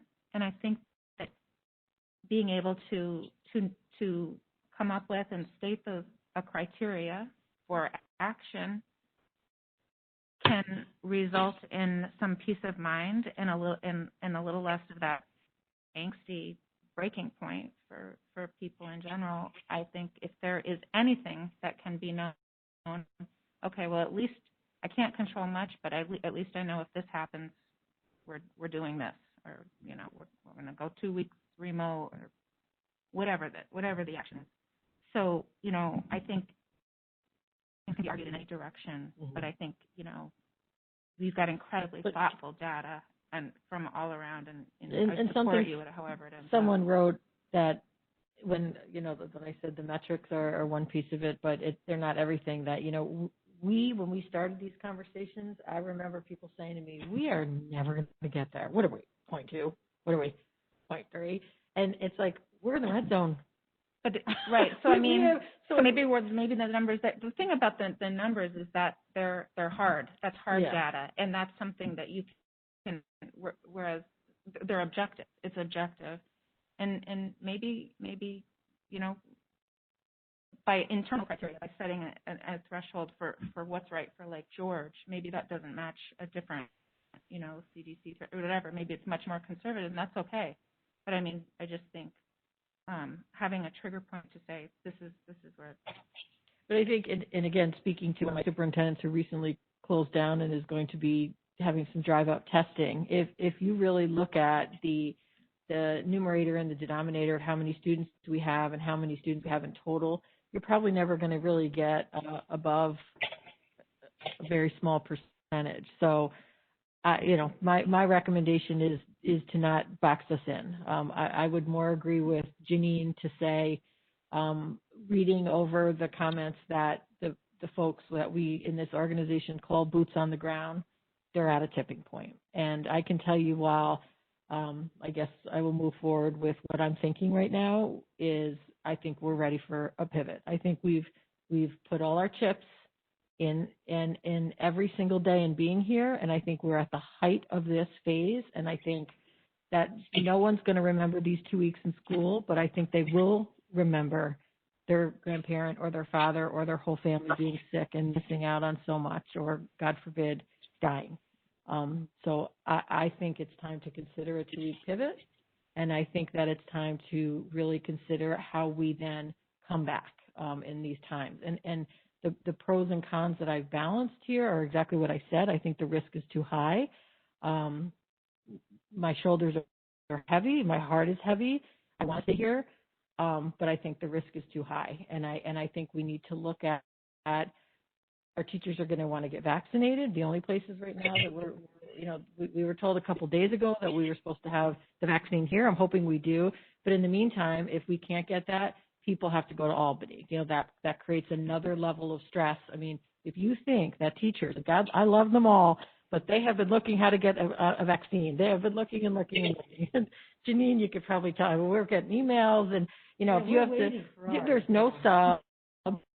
And, this 2-week period, in my opinion, if we were able to plan as an administrative team and say, we have a remote coming up, we have a long weekend, and then we decide how that looks and what it looks like for faculty and staff, and then how we pivot back in, and maybe use that reentry plan that we had that worked so well back in. But I can tell you, I mean, I've looked at the metrics and the data, and I've gotten the feedback. There's nobody who's come out with both flags, I think this is the greatest idea ever. And I think it's going to box us in more than anything. And I'm concerned that we are asking too much from everybody right now. I really, that's. And I wasn't suggesting that the numbers be the only metric. Yeah. I was just pointing out that was those are definite.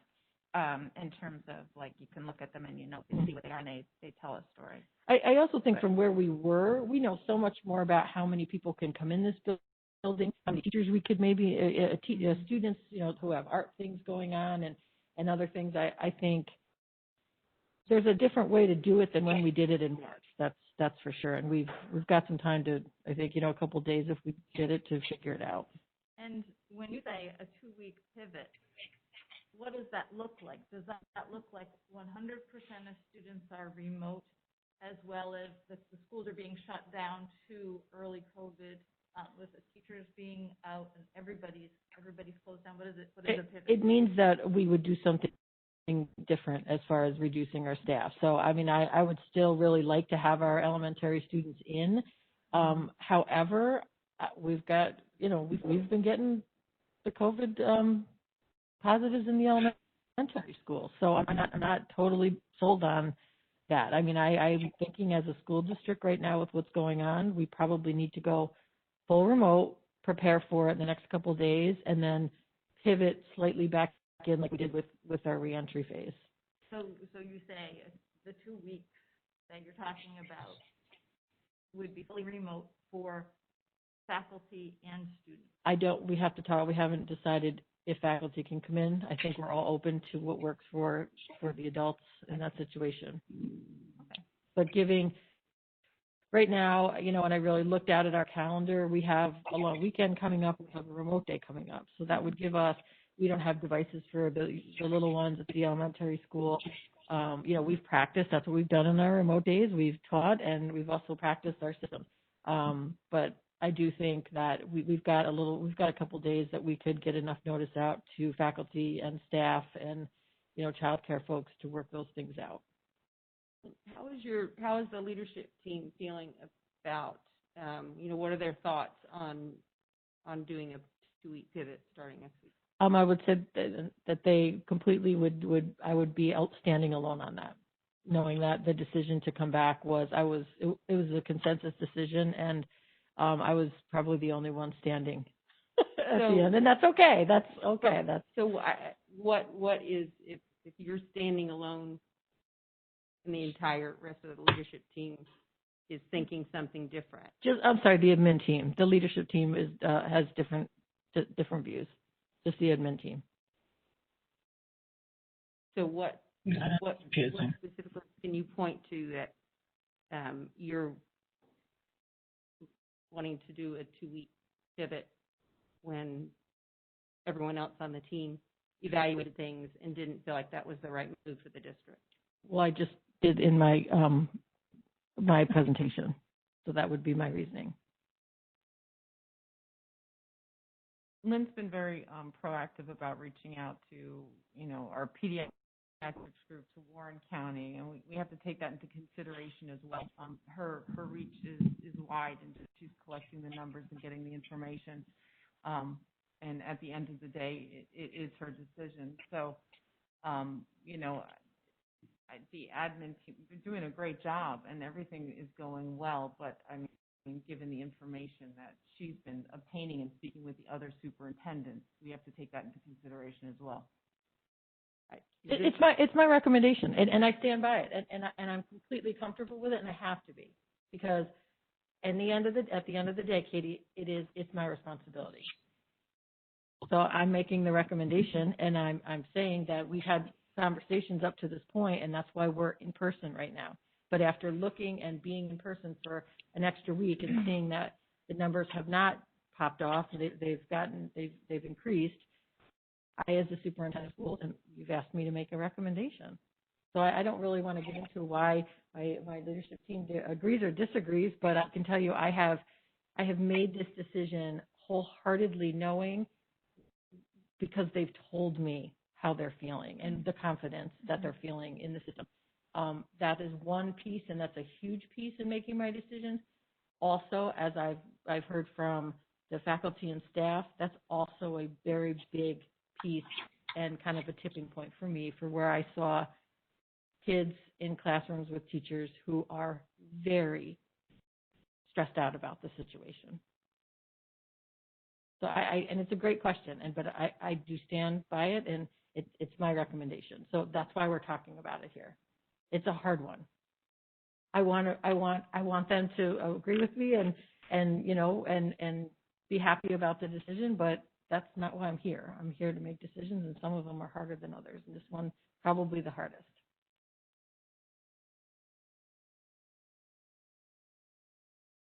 It is a difficult decision. We could go back and forth both ways. But at the end of the day, once again, it is Lynn's decision. Yeah, and I appreciate you articulating your thoughts so well about it, Lynn, too, because I do think it is, some of it is based on all of this. Some of it is more objective or whatever, but we have wiggle room. Mm-hmm. We do. We're already doing very well. I mean, we have done very well in this process thus far, and continue to be. My hope would be today to, get through the agenda, because I know Sarah probably is thinking we want to do that, and then reconvene tomorrow with the leadership team and say, how would this work best? I know that we're not prioritizing or picking, but we all know that our youngest learners need to be here for a variety of reasons. One, childcare, the other is on-site learning. But we're talking about a school district that has been in session since the beginning of school. So can I ask, so what you're saying tonight is that you're still developing the format for what you're thinking of a 2-week pivot is not actually formulated and set in stone Yes. of what that would be. That's something that you're going back, you're working with the admin and leadership team to create something more conservative in a 2-week period that will address the concerns and that you outlined tonight. Yes. And so thank you for that. And I'm just very pleased to hear too how prepared that our schools are to deal with managing the virtual and also managing those students who will suffer more, I think, by being, if they are out of school, that we can have considerations for those, that we've identified those students already who have the greatest need for structure and food security and things like that. So thank you. You're welcome. All right. So next up on our agenda is the World Languages presentation from Emily Cooper. Oh.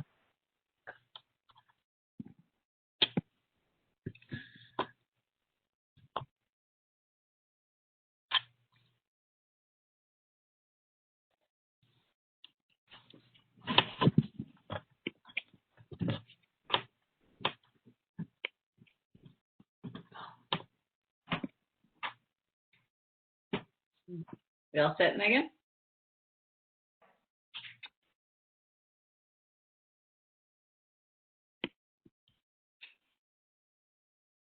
I good to go? Okay, great. So I think most of you there are probably familiar with the department members, but just in case, I teach Spanish. Jen Cornell also teaches Spanish. Lisa Henley teaches both French and Spanish. And Natalie Martineau is at the elementary school and at the junior senior high school. And she does our Flex program and then also teaches 10th, 11th, and 12th grades. You can go ahead, Minting. So just in case, again, you're not familiar with the program or it's been a little while, I'll keep these slides in here just so you can see the program first at the elementary school, which begins in 3rd grade and goes through 6th. Natalie Martineau has done a really fantastic job in developing a curriculum that spirals through all of those years until the students get to pick either French or Spanish in 7th grade. So obviously they'd have part of each of those years, half in French and half in Spanish. Go ahead, Megan, to the next slide. When they get to the junior high school, you'll see our, they take their world language 7th and 8th class. They'll take an exam at the end of 8th grade, successfully passing that exam, and the class will earn them their first high school credit. And should they choose to, they can go on to 9th, 10th, 11th, earn another credit, 3 credits for the Checkpoint B exam, and then can move on to take the World Language 12, either for just the 12th grade credit or through our university and high school program, our Spanish 200 class with UAlbany, and that is considered a Checkpoint C class.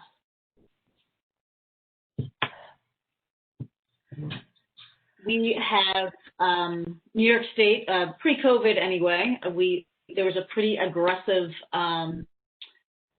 sessions throughout the state to revise the world language standards, to actually make a motion to change it from LOT to world languages and to revise the standards significantly. And I was fortunate enough, again, pre-COVID, to attend about 5 different sessions where it was true collaboration in terms of aligning the standards more closely with our national standards, which were the World Readiness Standards.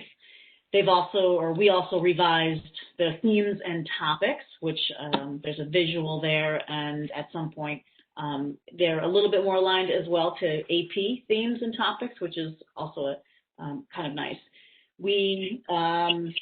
So we help one another or vertically align through the use of those standards, and will when those standards are accepted by the Board of Regents. Obviously, it was delayed. The initial plan was for those standards to go into just in 2023, but that may be slightly delayed perhaps by a year.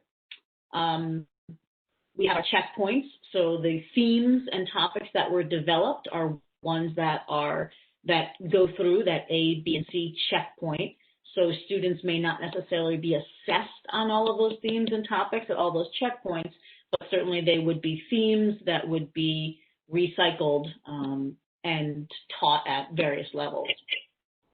And our final way for some curriculum connections are our honor societies, clubs at all levels, and various enrichment opportunities. Again, Natalie at the elementary school has really tried to begin the concept of language clubs at an earlier age, and has also begun to do workshops, or did anyway, pre-COVID for K through 2, which she would like to continue when things settle down a bit. Go ahead, Megan, whenever you get.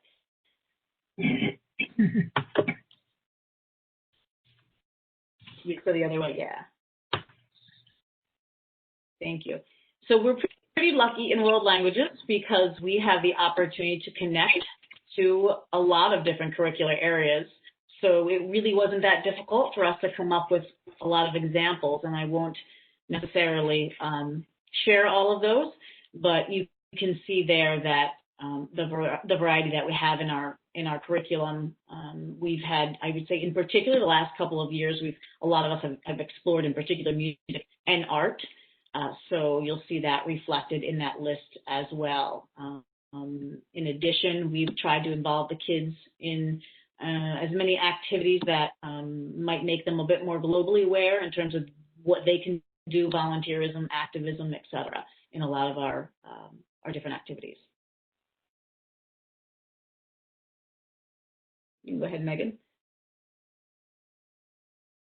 And in terms of supporting the district goals and targets, I think we've certainly made an effort to do that as well. We've on our third year now of the New York State Seal of Biliteracy. Natalie, again, has continued our FLEX program, and while not teaching it specifically in K-1-2, she has begun her workshops there. Clearly, it's an advanced regions pathway, and last year, we don't quite have the time in our schedules this year, but we began to teach, actually 2 years ago, began to teach in the PACE program, which has been a great experience for us. We are, I would say, pretty proficient in our use of technology, and most of you, either through your own children or perhaps some friends or family, know that there's oftentimes a lot going on in a language class, and usually multiple activities within that 40-minute period. So I think we continuously try to make all of our learning environments very engaging. In terms of student leadership, our honor societies have done a great job. Not only do they run their own club, but they're also responsible for running the clubs for the younger kids. And that's been a nice opportunity for a lot of our leaders in that. And finally, in cultivating community partnerships, we've done a bit more with that as well. Or as you can see, Open Door mission, we tend to each year do our best to have some type of, within a couple of classes, some type of activity that link to making either a local or a global donations. All set, Megan. Thank you. So again, some of our major changes, one of the biggest one will be revising our lesson plans, any assessments to align with the proposed standards when they are accepted by the Board of Regents. And also in the meantime, we'll be teaching to the World Readiness Standards, the national standards, which really kind of have guided what New York State has done. Probably one of the biggest things is this concept of a thematic curriculum, and so that instead of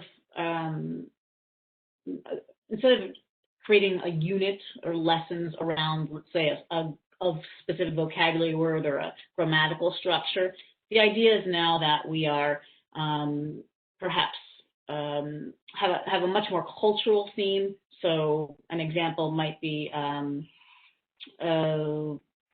social justice, human rights unit. We might study a specific occurrence in, let's say, a Spanish-speaking country or a French-speaking nation, and make constant comparisons between students' own practices in their country or in their experience with what occurs in our target culture. So again, much more related to students' interests, and giving them some choice within that to take a closer look at cultural occurrences as opposed to any kind of focus on structure or grammar. Another major change would be our transition to our 4-member department. And I think that number perhaps we're more accessible to one another.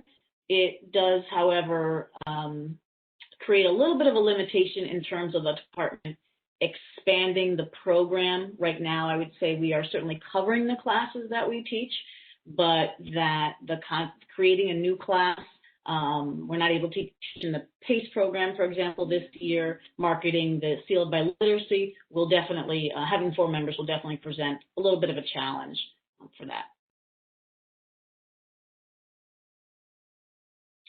And some of the other things we'll continue to work on are continued community connections. It's been great for us to do that, for our students to do that. I mentioned that music and dance in particular has become a big focus. We have our resident dance teacher, Senora Cornell, who has brought that into the classroom quite a bit, and the kids love it. I'm not the dance instructor, but I will play along, and then bring my students to her lessons, and they really, really enjoy that. I've mentioned a couple times, but I think it bears mentioning again that Natalie Martineau at the elementary school has really tried to make sure that all students K through 6 have some type of language exposure. And so those workshops that she's run, she's hoping to continue at least in the fall. And finally, we're in between. There's no state assessment. There's no regents anymore for languages. It's been that way for a couple of years, obviously, but we have tested out a couple of different assessments from 2 different consortiums. Right now, we are have decided to use the exam, a checkpoint exam, from a local consortium, which is NICAL, and that is based out of Shenendehowa and Bethlehem. And so it's just nice to have more local access. Our previous consortium was out of Long Island, but it's a little bit nicer to have that local access and that ability to meet with our colleagues when we create exams. So in terms of hard data test results, again, due to cancellation of exams, you'll see that 2018 would be our last. But at any point, if people want access, those are accessible, and you can see that our students typically do very, very well on our exams, and they are successful at reaching the intended level of proficiency at A, B, and C.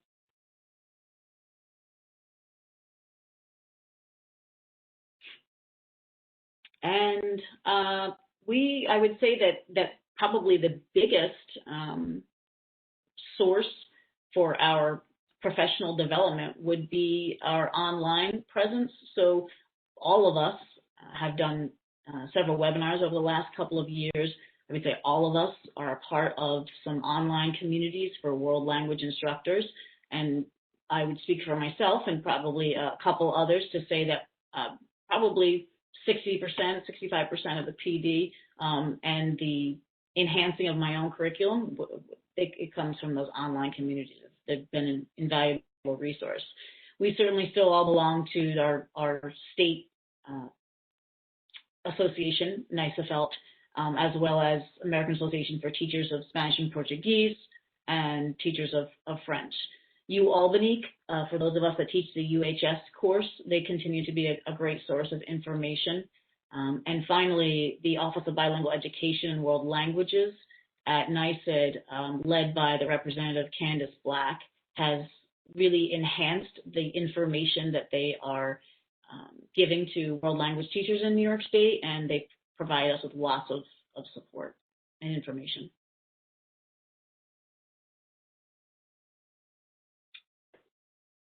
So when it's appropriate, the world I know is turned upside down right now, but we had begun some successful foreign travel, and we really hope that when the time comes and things are in better shape, that we can get our students traveling again.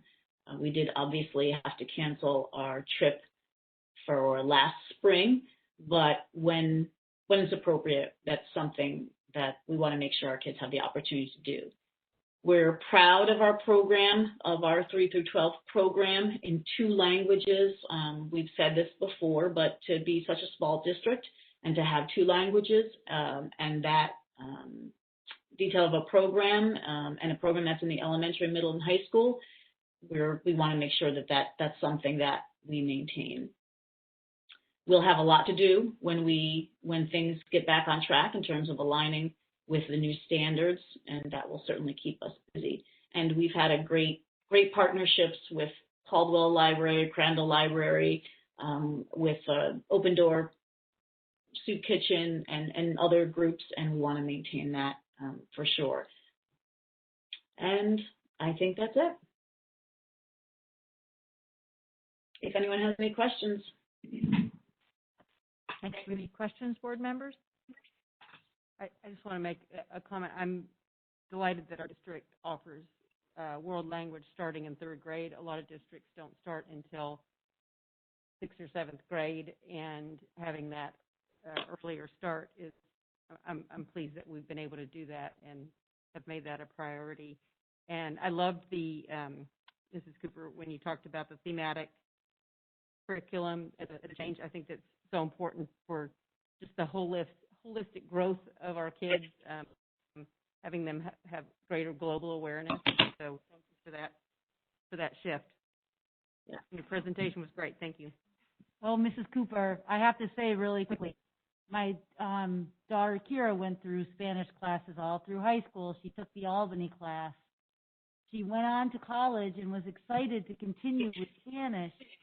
And at her college, she started taking Spanish. And she's like, Mom, this is terrible. They're not nearly as good as what I learned at Lake George. She said, I'm practically, oh my gosh, I'm so tired. I'm practically fluent. And they're killing me. Like, they're just so thank you for a wonderful program. Yeah. It's absolutely such a rich and engaging program. I'm curious if we have had any students who make a request to do an independent study of another language than the 2 that we offer. It'd be hard to give up all of the fun, engaging things that you all do to bring it to life, but with the technology that we have and the distance learning and the partnerships, what's that status? Yeah, not in recent years have we had someone do that. You know, I don't know. I'd have to check with other school districts to see if that's something that other schools offer. I think one of the obstacles, not impossible, would be to how do we assess and ensure that the students meeting certain proficiency levels, because I think while online can be a really rich resource, we would just want to be able to make sure that that student is truly progressing at the appropriate level, and also are they getting enough of that interaction? And that may exist. I don't know of the school district, but it would be something to certainly to look into. Thank you. Anything else? Thank you so very much for the presentation and for your patience as we went through our meeting tonight. Sure. Thank you, everyone, for the support. Appreciate it. Great job. Now we have next a presentation from the Land Conservancy, and I'm curious if we have a guest from the Land Conservancy that's stuck with us and been patient, and thank you. Is it Jamie who's with us? Okay. All right. Yes. Hello. Hello. I hope it's not inappropriate to say that my son goes to Kensington. He's in 3rd grade, and I'd love to have him transfer to Lake George so he can take some language classes. My goodness. That's an awesome program. Yes, it is.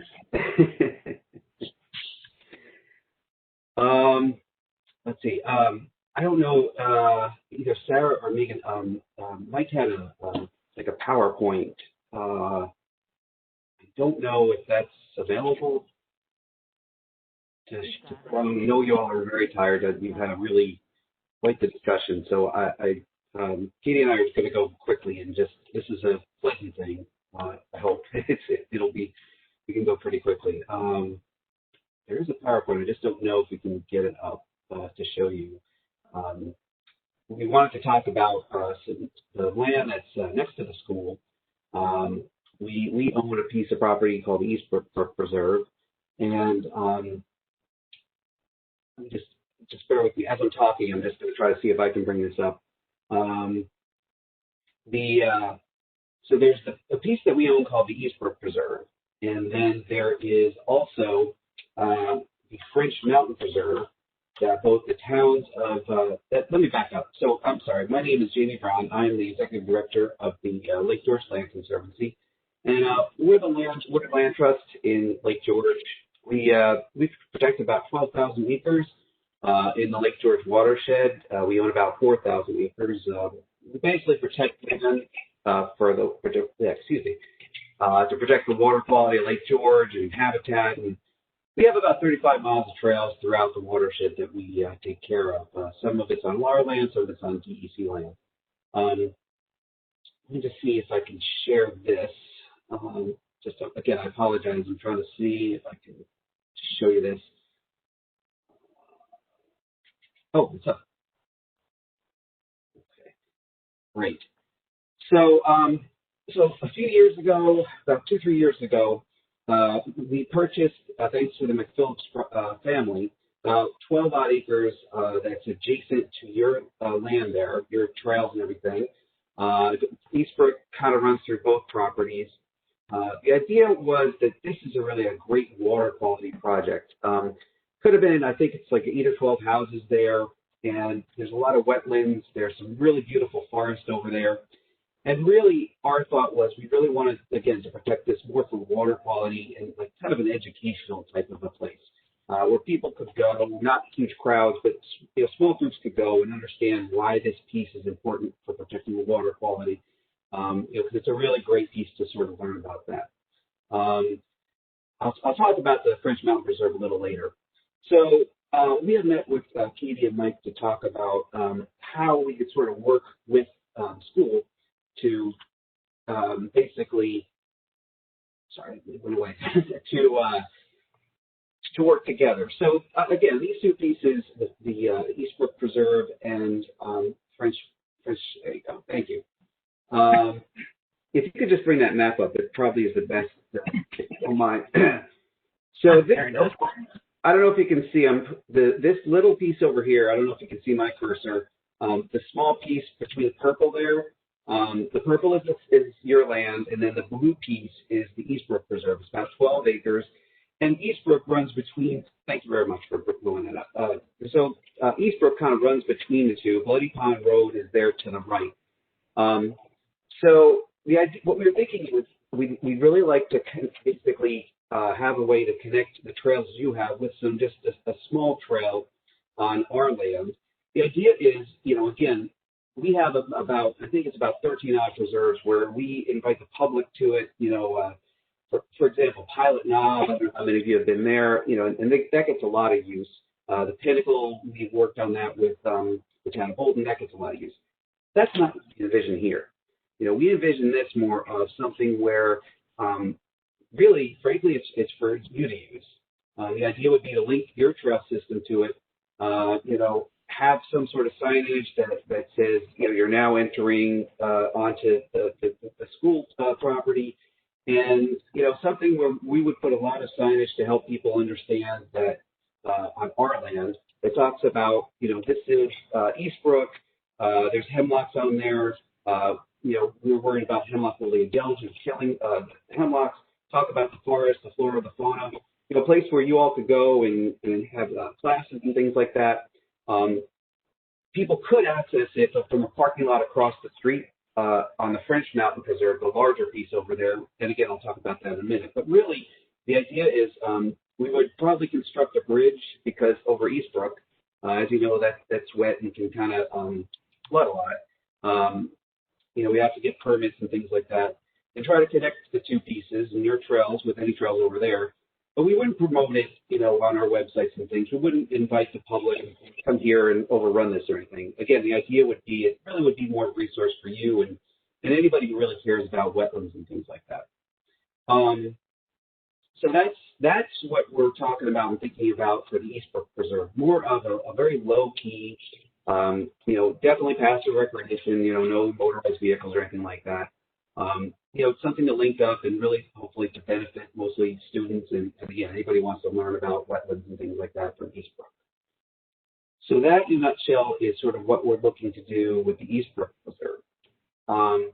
French Mountain, we bought from the same family about a year later, the larger piece over there. Oh yeah, and so as you can see, that's going to be more of an active recreational piece. You can see there's about 8 miles of hiking trails and also some mountain biking trails over there, and also a parking lot. If you could scroll up, if you would, on that piece.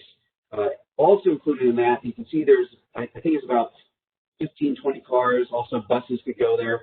But the sort of building this thing over there, that would be an outdoor classroom. So the idea is that if you wanted to, you could take advantage of that. You could walk over from the trails through Eastbrook. There would be, sort of a crossing area with signs to say slow down. I know Bloody Pond Road is a little fast sometimes.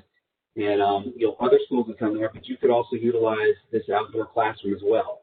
Again, this is a big property. It's 300 plus acres, so there's plenty of room for hiking and stuff over there, as opposed to, again, having crowds of people on the Eastbrook Preserve. So, this is where we would have people go to do hiking, mountain biking, and have actual, active recreation.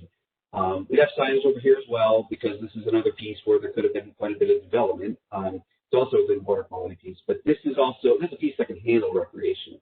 So this is where all the people would go for recreation. But again, it also is a good piece for education as well. So, you kind of have the ability to use both pieces for recreation and other things like that, cross country running, whatever you felt you'd want to do. So that's sort of a very, very quick overview of sort of the plans for these properties. Katie, if I missed anything, please feel free to add to what I just said, if you would. Sure. Mike, did you have anything you wanted to add before? I just think it's a great opportunity for our kids. Presents a lot of really neat educational and recreational opportunities. And, we've reached out to our attorneys and our insurance agents, and there's no problem foreseen with making a connection here. So. One of the things that I love about this project, Mike and I have been on the school liaison for the French Mountain Committee, McPhillips Preserve, and it's the partnership with the town of Lake George, town of Queensbury, and the Lake George Land Conservancy. And one of the things I love, it really hits goal number 5 of our district goals, which is cultivating community partnerships. We were very fortunate last January. A couple of the folks from the Lake George Land Conservancy came to work with our 7th and 8th grade during Genius Week, and this is the project that they actually worked on. That they did learned about maps, project development, land management, preservation, the watershed, and so they did some in-classroom work. And then on the second day, they went out to this spot that Jamie was just describing through our elementary school trails, and then down into the 12-acre preserve, and really got the hands-on learning piece there. So it was great to have that sense of what this resource could be, and have that partnership with the Land Conservancy. One of the things I love is that the academic resource that this could be really across all curriculums. What was the project that the story walk that was going along the trail, so brought in the literature to the land. There's not just science, you can have nature inspired poetry. There's just having that extra access. I know the Nordic team and the cross country team use the trails back there to expand that, and our kids in cross country typically get bused over to the sledding hill to do their hills. This would eliminate the need for that. They would certainly have some hills to access across the street. So it would be a great resource for athletics. And the other thing, at the PTSO meeting quite a few months ago, we got a presentation about the elementary school kids who wanted to start a mountain biking club. And so I was so delighted when I heard the PTSO, the PTSO helping support the kids who started the mountain biking club, and what a great resource for them to leave the school and be able to use it. So it's an exciting partnership. So I agree with all that. I think that it is exciting. I live next door to that property. I just want to let you know that we've advocated for a speed sign, probably right in that area. So, one of those signs that flashes how fast you're going, because that Bloody Pond Road is not great for safety. So, just wanted to let you know. Go ahead. I'm sorry. I noticed that we have a meeting later this week, and I think one of the items on the agenda is something related to a crossing design, something along those lines. Yeah. Slow people down there. Yeah, well, it won't be at, it would be nice to have one of those signs to tell people how fast they're going. But that's a good point, and to Mike's point, one of the things is sort of some signage, like a flashing yellow light to sort of say hikers ahead, and then crosswalk type of a thing. The other thing too is to try to prevent parking on there. There'll be no parking signs, and hopefully with that, one of the things that we've done in other areas is unfortunately people sometimes will try to park too much. So sometimes we have to call in the sheriff. So sheriff's there writing tickets and people go flying by. That may discourage people from speeding by sometimes. So I think that, as people start to get there and everything, it'll be something where with more people, there may be more presence and people may start to decide, oh, I better not speed here. So that's we've seen that happen in other places. People kind of get the idea that there's something going on here, so they start to slow down. Can't guarantee it, but we have seen that in other places.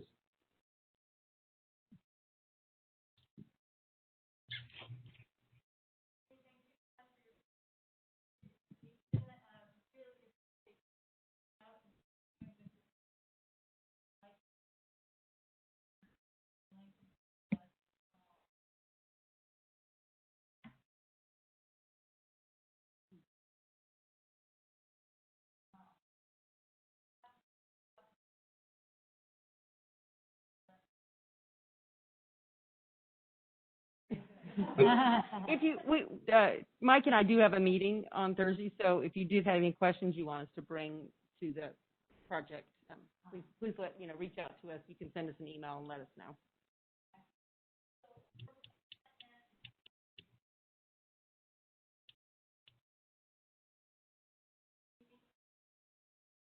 I can't hear you, Tricia. Thank you. Just saying that we're looking for some brevity on our committee reports. If there's something that can wait for further discussion on a future meeting, if it's not immediate concern right now, that would be fine.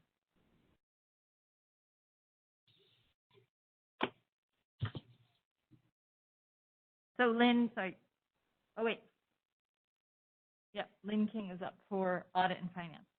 Yeah, I was unable to attend that meeting, so Mike was going to answer any questions you might have. He sent some very good minutes as usual. So if you have any questions, maybe just ask him or even contact him during the day to keep it short for tonight. So I can be real brief. We talked about the negotiations starting with Staff Association. We had one meeting. And the other thing that we talked about was the potential retirement incentive, which we have concluded the language on that, and that is included in for the board's approval tonight. So I just wanted to draw your attention to that, and our goal is simply to try and reduce staffing through attrition when it makes educational sense for kids. And we're looking at a tiered incentive with the payouts would change based on the level of participation amongst teachers should they choose to take advantage of that part of the incentive. Thanks. Thank you, Mike. Any other questions? All right, we're going to move right on to Lynn King again with the Board Development Committee. I think you just have a quick update. I'll keep it short. I sent you a pretty detailed email, and if everyone's in agreement that we could do some virtual meets, like 1 hour quick things over topics that Dr. Brooks would pick and give us information ahead of time. And I was thinking that since we've all committed to the 20th, perhaps we could do one on the 20th. So if everyone's in agreement with that, I'll just get in touch with him tomorrow and see if he wants to set something up, and I'll get back to you as soon as possible. It works for me. Good for me too. That's great. Let's use that as a starting point. Thank you, Lynn. Okay, sounds good. Absolutely. Can you hear me on here? I don't think my microphone is working anymore.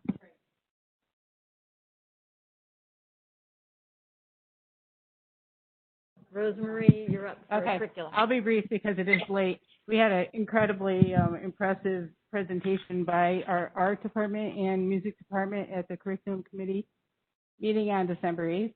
Mrs. Casey and Mr. Shank presented to us about the learning standards for art and music by New York State Learning Standards. They presented the vertical alignments, K-12. They presented about integration with other subjects. They had a focus of each of their departments. We learned how both departments support the SPARK goals and the LGCS goals. And we were incredibly impressed with the creative ways these teachers have learned to engage students during this pandemic. Really very important, two very important departments in our school. And, they're scheduled to report to us next year. So anyway, that's my report. Any questions? Thank you so much, Rosemary. Can you hear me? Yes. Okay, thank you very much. Next up, we have our policy report. Okay. Tonight we have got 9 policies up for second read, and they are all bylaws that came to us through Lake George internal policy review. We have 3 policies moving to first read, and each of them came to us through Erie 1 policy update. Just very quickly, annual organization meeting, there was a change in the amount of time that we have to have our first meeting in July. It's 15 days now versus the first week. There were some updates to the absentee ballots criteria. There was the school safety plan, just revisions to indicate that district-wide school safety plans will include protocols for responding to declared public health emergency involving communicable diseases. We had our policy meeting last night. We discussed 2 policies. One was policy 6122, which is complaints and grievances, which came before us due to just questions regarding this policy, which surfaced that revealed there was a lack of common understanding or interpretation of the policy's meaning. And so as a result, our board president and superintendent consulted with legal counsel, and Tricia reported out on this last night. Essentially, the misconception was simply that the term grievance had been considered to be limited to contractual grievances, but the correct interpretation is a more broader definition, so this policy actually is meant to additionally cover complaints that are not covered by bargaining agreements, and also apply for employees who are not covered by bargaining agreements. So that was just a clarification, and we, our policy, complaints and grievances, is fairly sparse. So there's not a lot of verbiage in it, and so we talked about we'll take a look at it and see if we may be able to add some language to lend clarity so that anybody who reads it it's less vulnerable to misinterpretation and that it reads more clearly. So that'll be coming before us again. The other policy was Title IX and sex discrimination, which came to us through Erie 1 updates. This is a very lengthy, a new, more prescriptive and legally binding policy that overlaps with several other policies. We basically just initiated our review last night and got together a bit of a game plan for, continuing the review because it's complicated. Ultimately, we just want to make sure that we are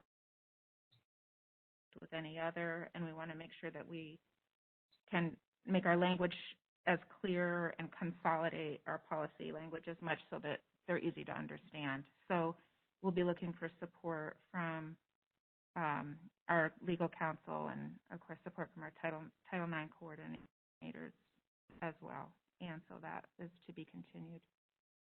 And that's it. Any questions? No questions? All right. Thank you so much for that and all your hard work organizing those, Marianne. We've come to our first public comment section. I don't have any in my inbox. Sarah doesn't have any. there is another opportunity if somebody is listening in and they would like to make a comment later. Next up, we have our consent agenda, and so Lynn has recommendations for the board.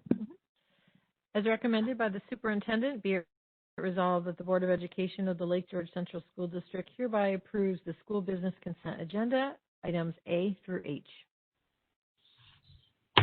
Move approval.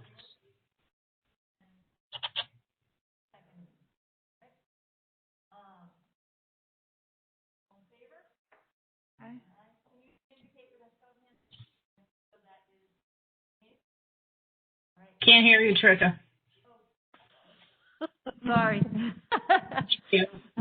So we have all ayes, no nays. Motion is carried. All right, and I have another. I have a motion to present to the board. Whereas the superintendent of schools has requested that a certain employee submit to a medical examination by a physician in order to determine the capacity of the employee to perform the duties for which this individual is employed by the district. And whereas to protect the individual's privacy, the superintendent has requested that we not use this individual's name herein. And whereas the board agrees with the superintendent's assessment of the need for a medical examination of this employee, it is hereby resolved that pursuant to 913 of the education law, we hereby consent to the superintendent's request to require that a certain employee submit to a medical examination by a physician in order to determine the capacity of the employee to perform the duties for which this individual is employed by the district. Mary. Move approval. The motion. Melissa has made a second. All in favor? Sorry. Aye. And any opposed? None opposed. Motion carried.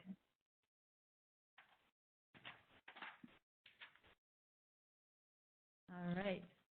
Moving on to the next consent agenda for faculty and staff. As recommended by the superintendent, be it resolved that the Board of Education of the Lake George Central School District hereby approves the faculty staff consent appointments, items A through D. Excellent.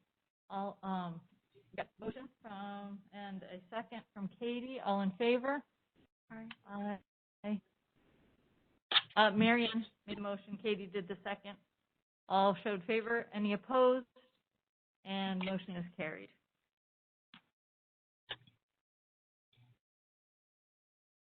Very good. We've come to the next section, which is Board of Education comments. I'd just like to make a comment. Thank you, everybody, for engaging in this very important and weighty conversation. I know it took a long time. I'm glad that we're all here and present to be a part of it. And everyone in this room, not only the Board of Education, but all of our administrators, the hard work that you've put in is very, very meaningful, and it is valued to a high extent. So thank you all. Thank you. Yep. Any other comments? All right. Any other public comments come in? Great. Can I get a motion to adjourn? Rosemarie and Katie seconds. All in favor? Okay. Aye. Opposed? No. Everybody have a wonderful night. Thank you all.